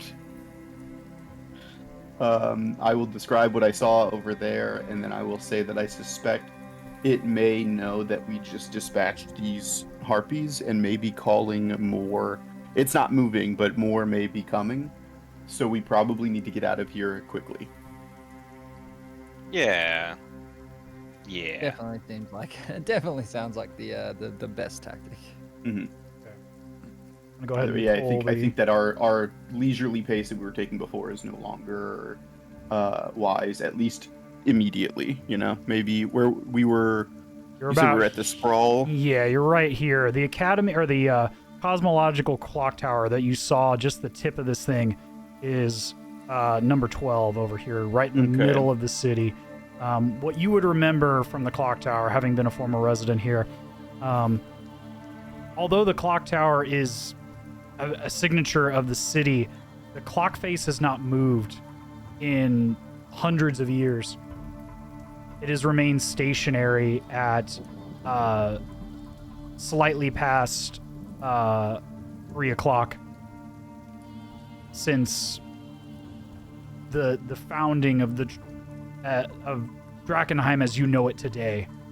So over well in excess of 100 years, that clock tower has not told the time, as its arcane components remain locked in that position. You occasionally see movements on the minute hand as it seems to try to move, but it can't quite move for some reason. And as long as you lived in the city in your previous time here, you had never known it to function as intended. Yeah. Okay. But after dispatching the harpies, you are left safe for the time being, and able to continue your journey towards your destination up here in the Estates District. So I'm guessing roughly this is the path we would be taking, right? Yes. Ish. Something like that. I would think we probably need to hurry until we get to like here, right? Like at this point, we're far enough away. I think that we may be like safe from any potentially. I don't know for sure, right? That's just my first thought is that it's As far as you can tell, we send more in, whatever. It's not moving, but my guess is that something. So like until we can get up to like here-ish, I think we should probably hurry along the path, in some way. Okay. That's my proposal to the rest of the team. Sounds like a plan. Yeah, I was gonna say, I think that sounds pretty much. It'd be unwise to do anything else. I don't know what else we'd be doing. Mm-hmm. all right. I would rather move slower than not attracting the attention from other things like we did these harpies, but like I think moving faster just to get away from what is potentially literally on the way right now, we should go. Yeah, that makes sense. All right. You all leave behind the remains. I'm going to go ahead and say, does somebody want to make a... go ahead and roll, whoever would like. 2 of you can roll, or 1 person can roll with advantage. Give me an investigation check as you examine the bodies briefly before leaving. I have +7. If that helps make the decision. Do it. Yeah. Okay. You alone, bro. +7 with advantage. Let's go. Ooh, Okay, yeah. let's go. Big Daddy roll. You find approximately 28 gold among the various harpies in various coins that they have scrounged together across the city. But for the sake of ease, it's approximately 28 gold. And in the pouch of one of the harpies, you find you feel this immediately, Tim. Again, that charged energy. Uh-oh. As you reach in and you find boy. a fragment of delirium in one of their pockets. So you can add that to your inventory as well. Okay. Do we wanna It's be a taking fragment of this delirium, or- size would approximately be worth maybe 250 to 300 gold. For my Okay. purposes, I do. Right, I Yeah. was gonna ask, do you not have a health bar for a reason? Is that something I should know? Oh, Oh, no, it's- it's just not showing up. Yeah, it's just not showing I up. thought No, that no, because no, you're no, a no. robot, like you might have some kind of. No. No, he has a health bar, believe me. If he leaks Hell too yeah. much fluid, that's how he dies. He's like indestructible essentially. Just keep. He loses oil, not blood. Yes. No, No, that's cool. That's cool. but yeah, you find a fragment worth approximately, we'll say 260 gold. Given the size and the understanding of it. But you have the fragment, you do not have the coin. But it's worth approximately 260. Okay, cool. That works. Is that something I can put in as an item in D&D Beyond, or is it a custom item? Just call it a custom item, just for the sake of knowing that you have it. Just call it Delirium Fragment, specifically a Sure. fragment. It's about the size, maybe about 3 inches long, about a quarter inch to half an inch thick. Okay. Kind of like kind of like almost like the blade of a dagger, kind of. It looks like a crystal that's chipped off of a larger piece. I love this concept that Georgio's like, we need to get the fuck out of here, and Tim's like, hold on. We have to Hold search on. these bodies. Yeah. Get my delirium fixed. Well, since you guys Look, it did so happens, it well against the happens. harpies, I was going to reward you. It happens. Are we splitting up that gold, by the way? You can have the gold. You guys can split 3 ways. I'm good with this, the delirium fragment. I ended up getting that bonus from earlier when you ended up giving up the ring, so I'm fine just having you and you two split it however you see fit. Okay. So Yeah. it was 28. You said 28? 28. 14 in. I got 400 gold, fellas. I'm starting. I'm rich. Wait. Should have known that. I'm a rich bitch. Where's the gold going? Other possessions or? It's under If you go- inventory. Inventory. There's like a section. Oh, If you there's click a on it, gold you see the thing. gold. Okay, When you yeah. click on it, it lets you like Add you or can subtract. type in the remove. amount of gold you want to add, and then you add it. Right. Okay, I got that now. Thank you. All right. 19 gold or 29 gold. Let's go. With a sense of urgency, you continue to head further north, heading out of the sprawl up past Shepherd's Way, moving along the side streets and following the paths that are well documented by the Hooded Lanterns as they make this area their primary means of stationing within the city for their activities. So this whole area is well documented and easy to follow. You move further north. Tim, you were given an approximate location of Oscar Yoren. And this kind of coincides with the location that you all were given about the potions as well. Or the supply of potions, the individual brewing them. And just after or just before nightfall, you are able to arrive at the Estates District. If someone would like to give me, we'll say it this way, if someone would like to give me a perception check to see if you can spot any signs of life in this area. I mean, I've got not that great perception. I don't think I've got +3. So. I'll say with help, somebody can roll with advantage. I mean, it's either me or Brad. I rolled an 11. So. But you got That's- advantage, so you want to roll another one. Yeah, you can roll Oh, again. do you want me to roll with advantage? Yeah, I'll Okay, say because you're the- moving yeah, as a definitely. group. Yeah. The second one I got a 9. So Okay. Okay. so Loser. 11 is the higher of the two. Okay. Gotcha. All right. I use up all my good ones. Yeah. Yeah, right.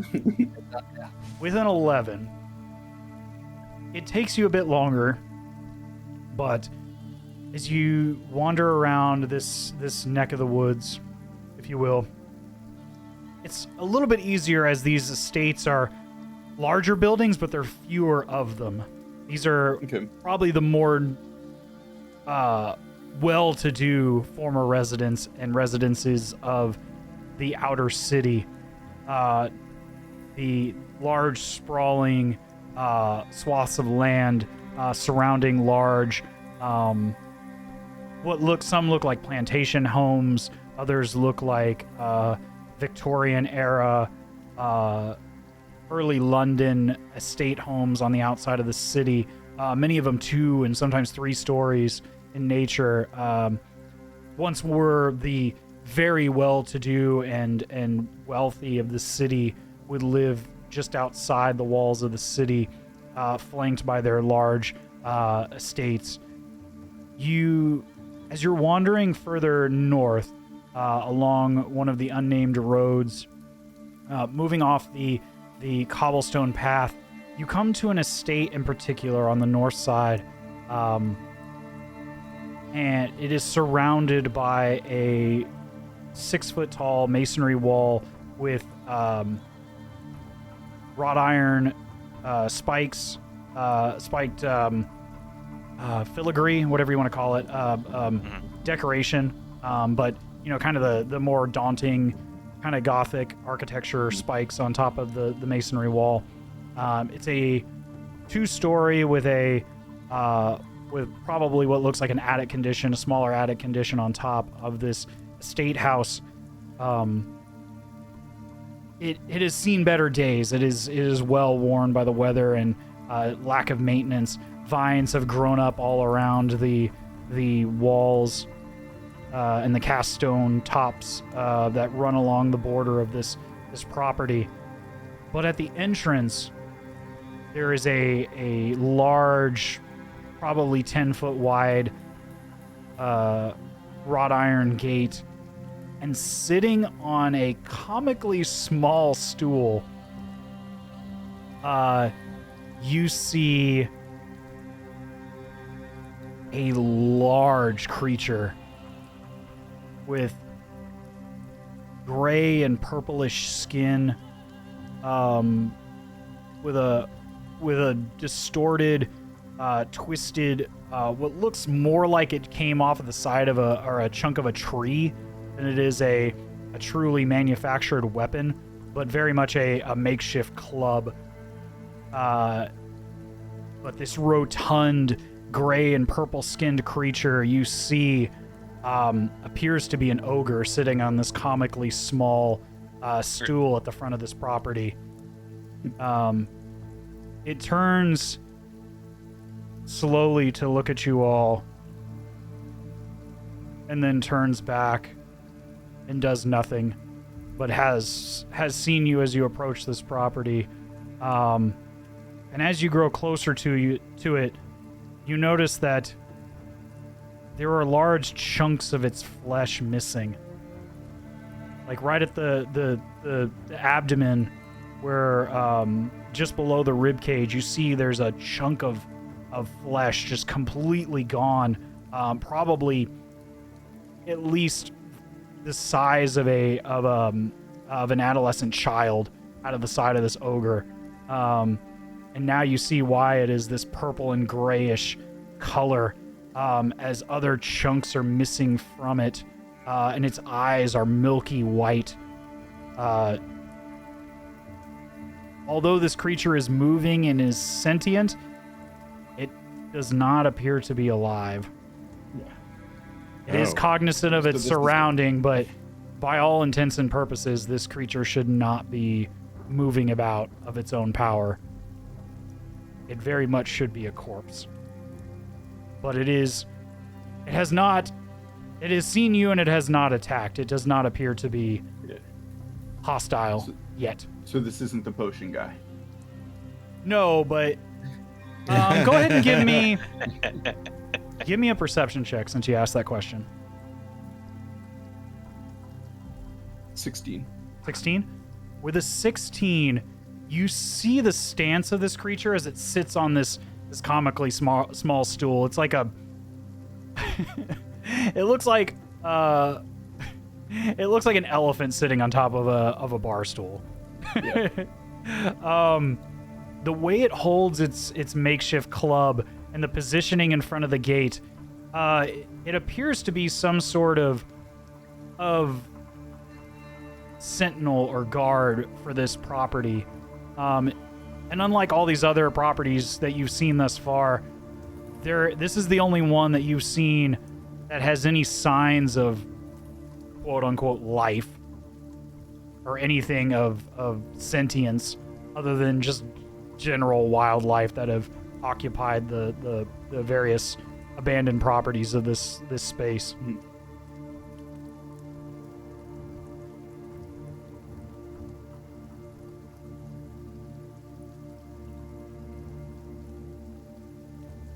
What would you all like to do? I mean, I'm gonna kind of look a little bit shocked and confused to the rest of the group as I'm very, very out of my depth here. But I do have an air of of some understanding of what's going on by the rest of the group. Whether this thing be controlled by something else or like as you said, undead but alive. I'm still unsure, but trying to work these things out. And trying not to ask too many questions, but still trying to, display my confusion.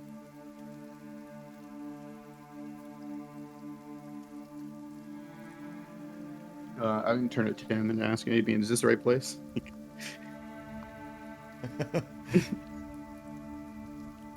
You said it was on the outskirts, right? Is what you said before, Stopper? Right. So you check the map and the general location that you were given by River.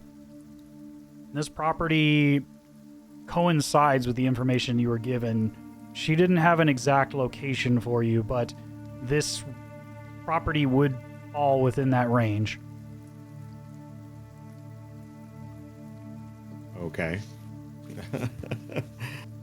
I do not know if this is the guy, but I can surely find out if he is the guy. So I guess I'll walk over to him. I'll just like, Hello, do you speak? I'm gonna go ahead and pull up the map so you guys can see where we're looking at here.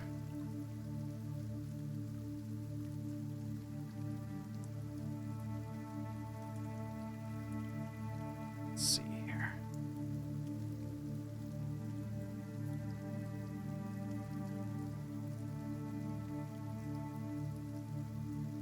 All right. I will put your tokens where you all are at here. The creature you see here is what appears to be the undead ogre sitting on a bar stool in front of the masonry walls surrounding the property. Let me pull you all into here.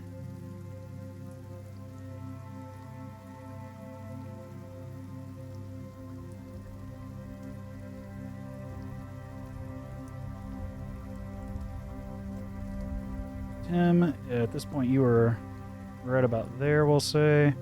You guys can position yourselves where you would like here. As you approach the front of this gate.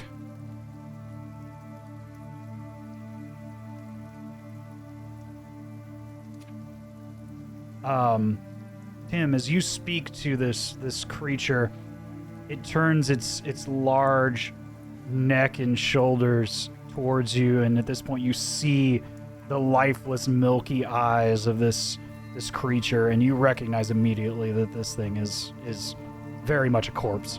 It is. You have seen undead creatures like this in the past, having seen necromancy practiced in various segments of the academy prior to your departure from the academy.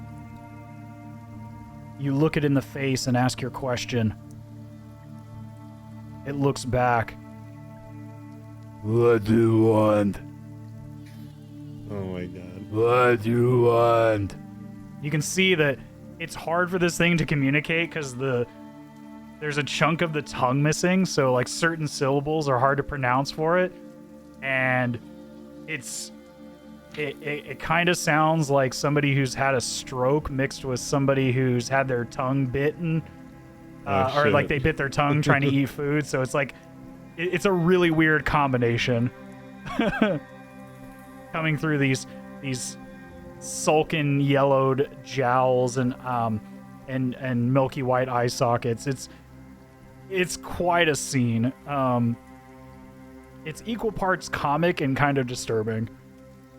I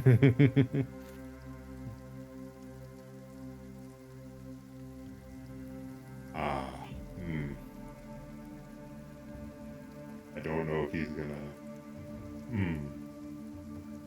We are looking for a person by the name of Oscar Yorn. You would not happen to know this individual, would you?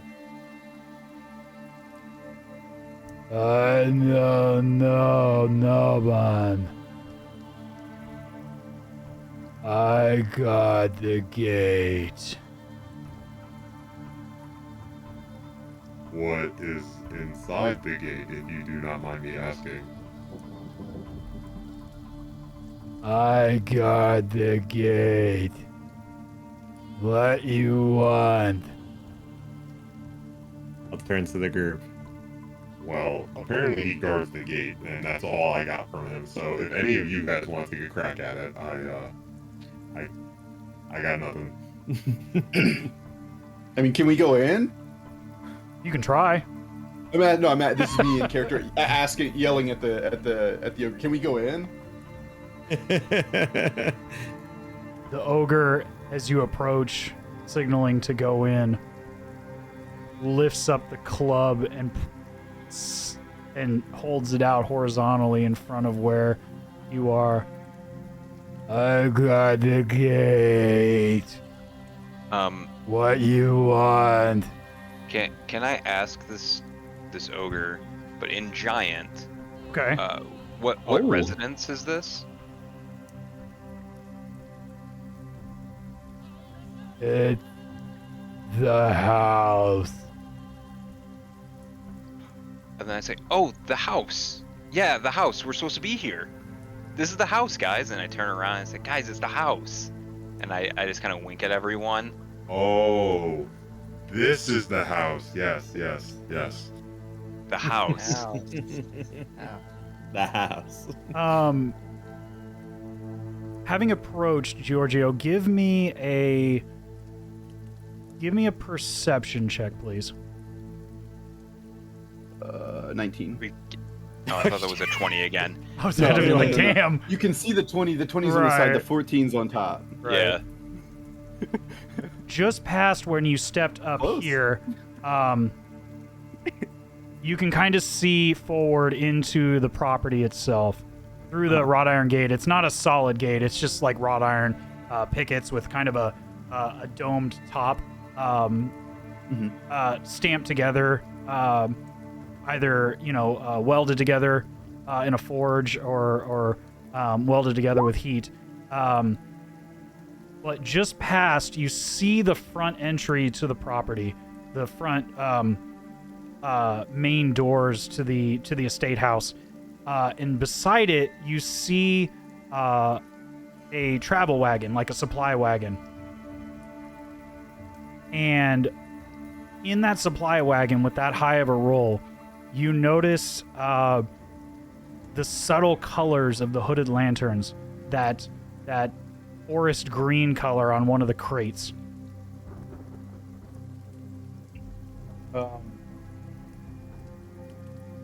Okay.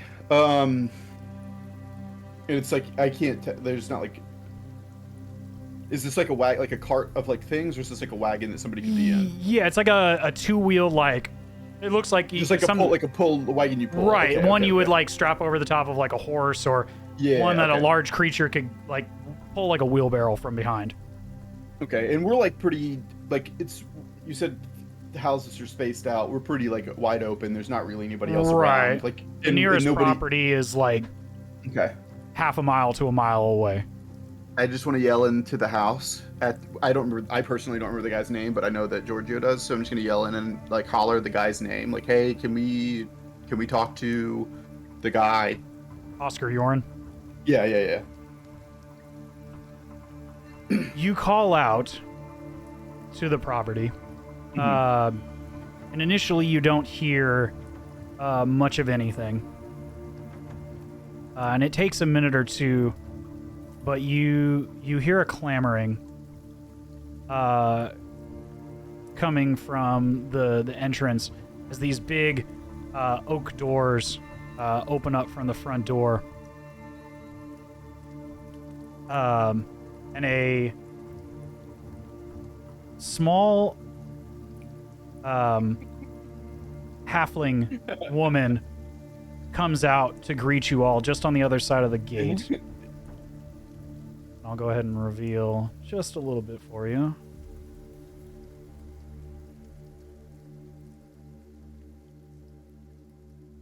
Just behind, they come out in front of this large fountain in the entrance to the courtyard in front of the main entrance to the house.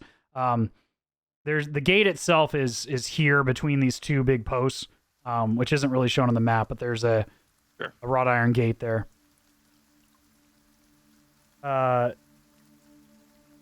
She comes out just behind the gate. What do you want here? Damn ogre. You're supposed to turn these idiots away. What do you want?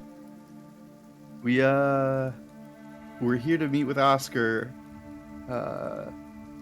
We wanted to talk to him about some potions.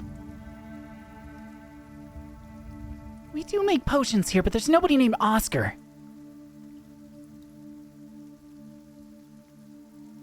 Well, who's making the potions? Because they said this is Oscar's house. There's nobody named Oscar here. We do make potions, and we're quite busy.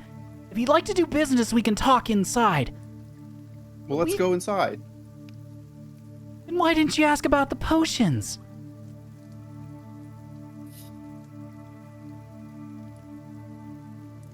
Because they said it was Oscar, but the potions is what's important. Let's go. Let's go figure it out.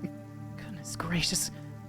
She signals to the ogre to step aside, and he sits up completely ungracefully, almost falling over back on the stool one time to let you all through as she unlocks the chain lock on the gate and directs for you guys to come inside. Let me go ahead and reveal the front foyer of this area, or the front courtyard, I should say.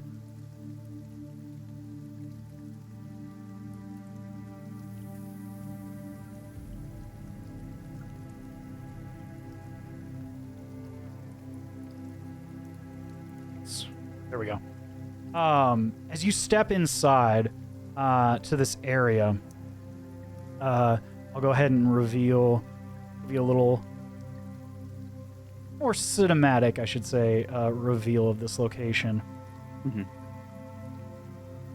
From an elevation standpoint of, as you walk inside, you see a sign just inside the on the edge of the gate that reads Reed Manor.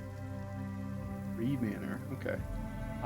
But this is what you see: a large Victorian estate house, 2 stories tall with an attic condition as well. What looks like a greenhouse on one side, a fountain courtyard, Victorian style statues everywhere, but it seems heavily out of maintenance. Vines cover over this property. The grass is overgrown in so many places. Lower elevation places are full of swampy, discolored water. The fountain that was probably once a beautiful cast stone fountain is yellowed and covered with black mold and moss. Vines grow up all over the artwork and the lights and the bricks and the stone of the property. It is was probably once a very beautiful estate home, but heavily out of maintenance, and it looks like nature has attempted to consume it once again over the last 15 years. I miss anything interesting? This is not Manor. Reed Manor. Oscar Yoren is not here. She doesn't. The lady who we're talking to doesn't know who that is. They do make potions here, but Oh, no so Oscar. No Oscar Yoren. So we're halfway. All right. Well, at least we got potions. We can do that. That's something. Since you were the one talking, Giorgio, give me an insight check. 12 and insight. 5. So 17. With that roll, when you ask the name Oscar Yoren, Is she lying? you see a slight hesitation when you mention the name. Yeah. Okay. But that's all I'm going to say. That's what yeah. But she does escort you to the front of the property at the mention of selling potions. At this point, you see just to the side over here, in front of one of these statues, a two-wheeled cart of crates. And you, again, as you pass by, it's very much, it has the emblems of the Hooded Lantern, the foresty green coverings over the top of it, reminiscent of their order. And you head, she escorts you inside, looking you up and down. No funny business here. Or my little friend over there is gonna have you chucked outside the walls again. You understand me? Wait, she's gesturing at the ogre. Yeah. Okay. No funny business. Let's talk about potions. She escorts you inside. And I will bring you in here. Let me reveal some areas. As she unlocks and steps through the door into the foyer of this estate property, and then turns to the left, entering a very cluttered kitchen space, turned into a makeshift brewery of sorts. And you smell various pungent odors as you enter, a mixture of that morning's breakfast. On the other side, you see alchemical reagents all over the place, mixtures of various things made to brew God knows what. But very much a ye olde Breaking Bad scene, if you will.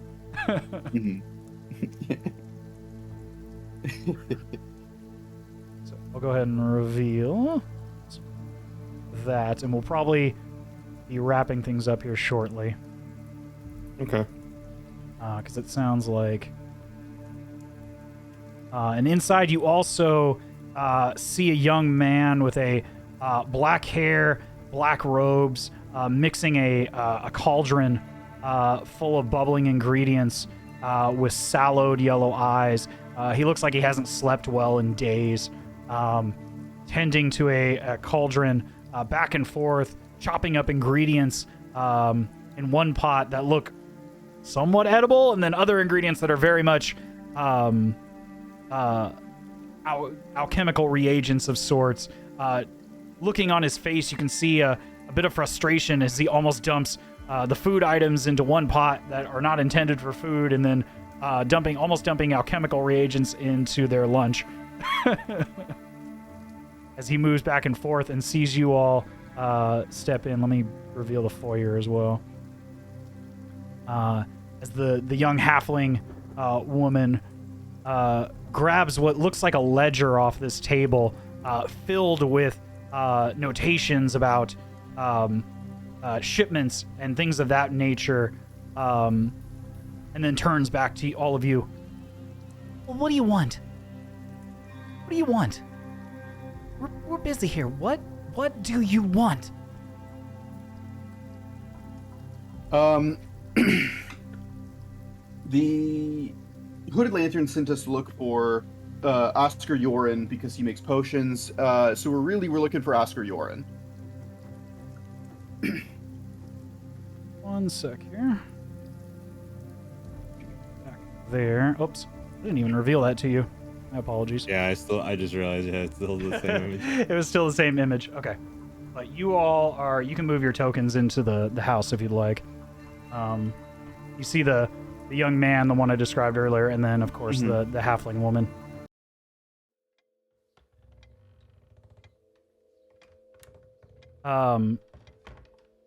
Like I said, Oscar Yoren, whatever you're looking for, they don't live here. This is our operation. Where can we find him? The hell if I know. You would know. We sell potions here. And we're very busy. We're backed up. We gotta turn these things over to the Hooded Lanterns or nobody's getting paid, and we won't get to eat, and we don't get protected. I'm sure you realize we're right next to Drakenheim. Mm-hmm. That place is a death trap on a good day. And they sent us here to look for Oscar Yoren. The potions are important, but Oscar Yoren is just as important.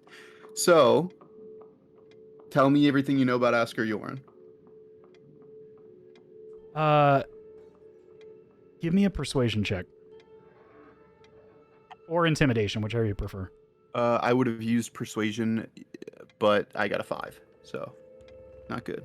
Again, I don't It's the know same roll, by the who way. the hell you're talking about. They don't live here. I want to do. Would it be like I want to? Is it insight that I would check to see if I think that she's lying? Because I think that she's lying. But or like what I don't know is if she if she doesn't know or if she is intentionally withholding information. Right? Okay. Is that insight? Give me one more insight check, please. Or you can Okay. use perception to see if you see something that would It's contradict. it's the same modifier for me. I'm proficient in both. So it's a 15 plus 5, so a 20, dirty 20. Dirty 20. Yeah. Okay. She continues on this path of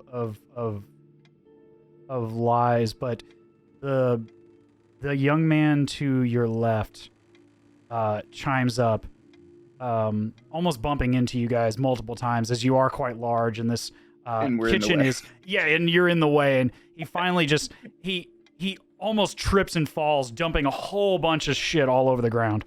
Mhm. And at this point, he is just like, God damn it! I can't take this anymore! Just introduce him already! He's down in his lab!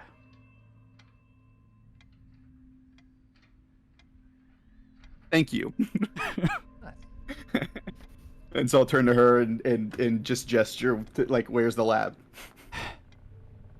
You see her eyes like razors dart at the taller young human man as she turns to you, Giorgio, and then back to him. You're gonna have to deal with him later. He's not gonna be happy. This is on your ass. Hope you like being a newt later.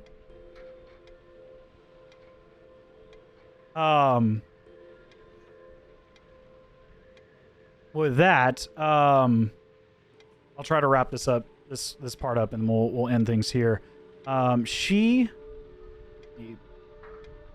escorts you all into the room just north of where you are now, through this door right here. Let me go ahead and reveal.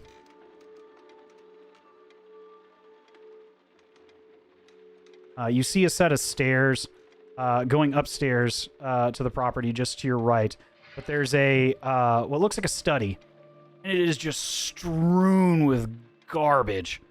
Like what was probably nice, a beautiful like hunter's lodge type study for some well-to-do estate owner is now just rummaged through and just full of scraps of paper, food, and all sorts of garbage. But you all notice there's a definitive path of not garbage going directly from the door to one of the bookshelves. And she walks over to that particular location and pulls at one of the statues in that location, directly in front of where she's standing here. As the bookshelf pulls forward and slides over. Oh.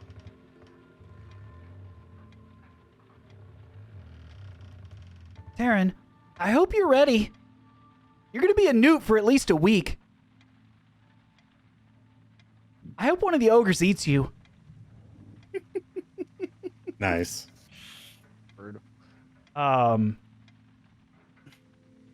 As that bookshelf steps away, it reveals a staircase going down into a basement level. As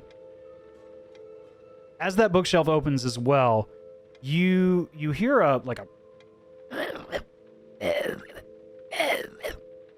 as this little toad creature kind of skitters in between your feet, Giorgio, and heads down the staircase.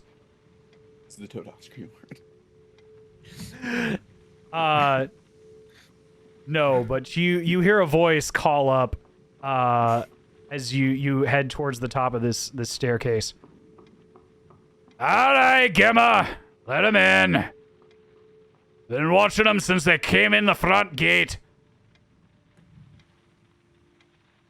Ask Taryn how many of his eyes he'd like to have when he's a goddamn newt. I ain't got time for this crap.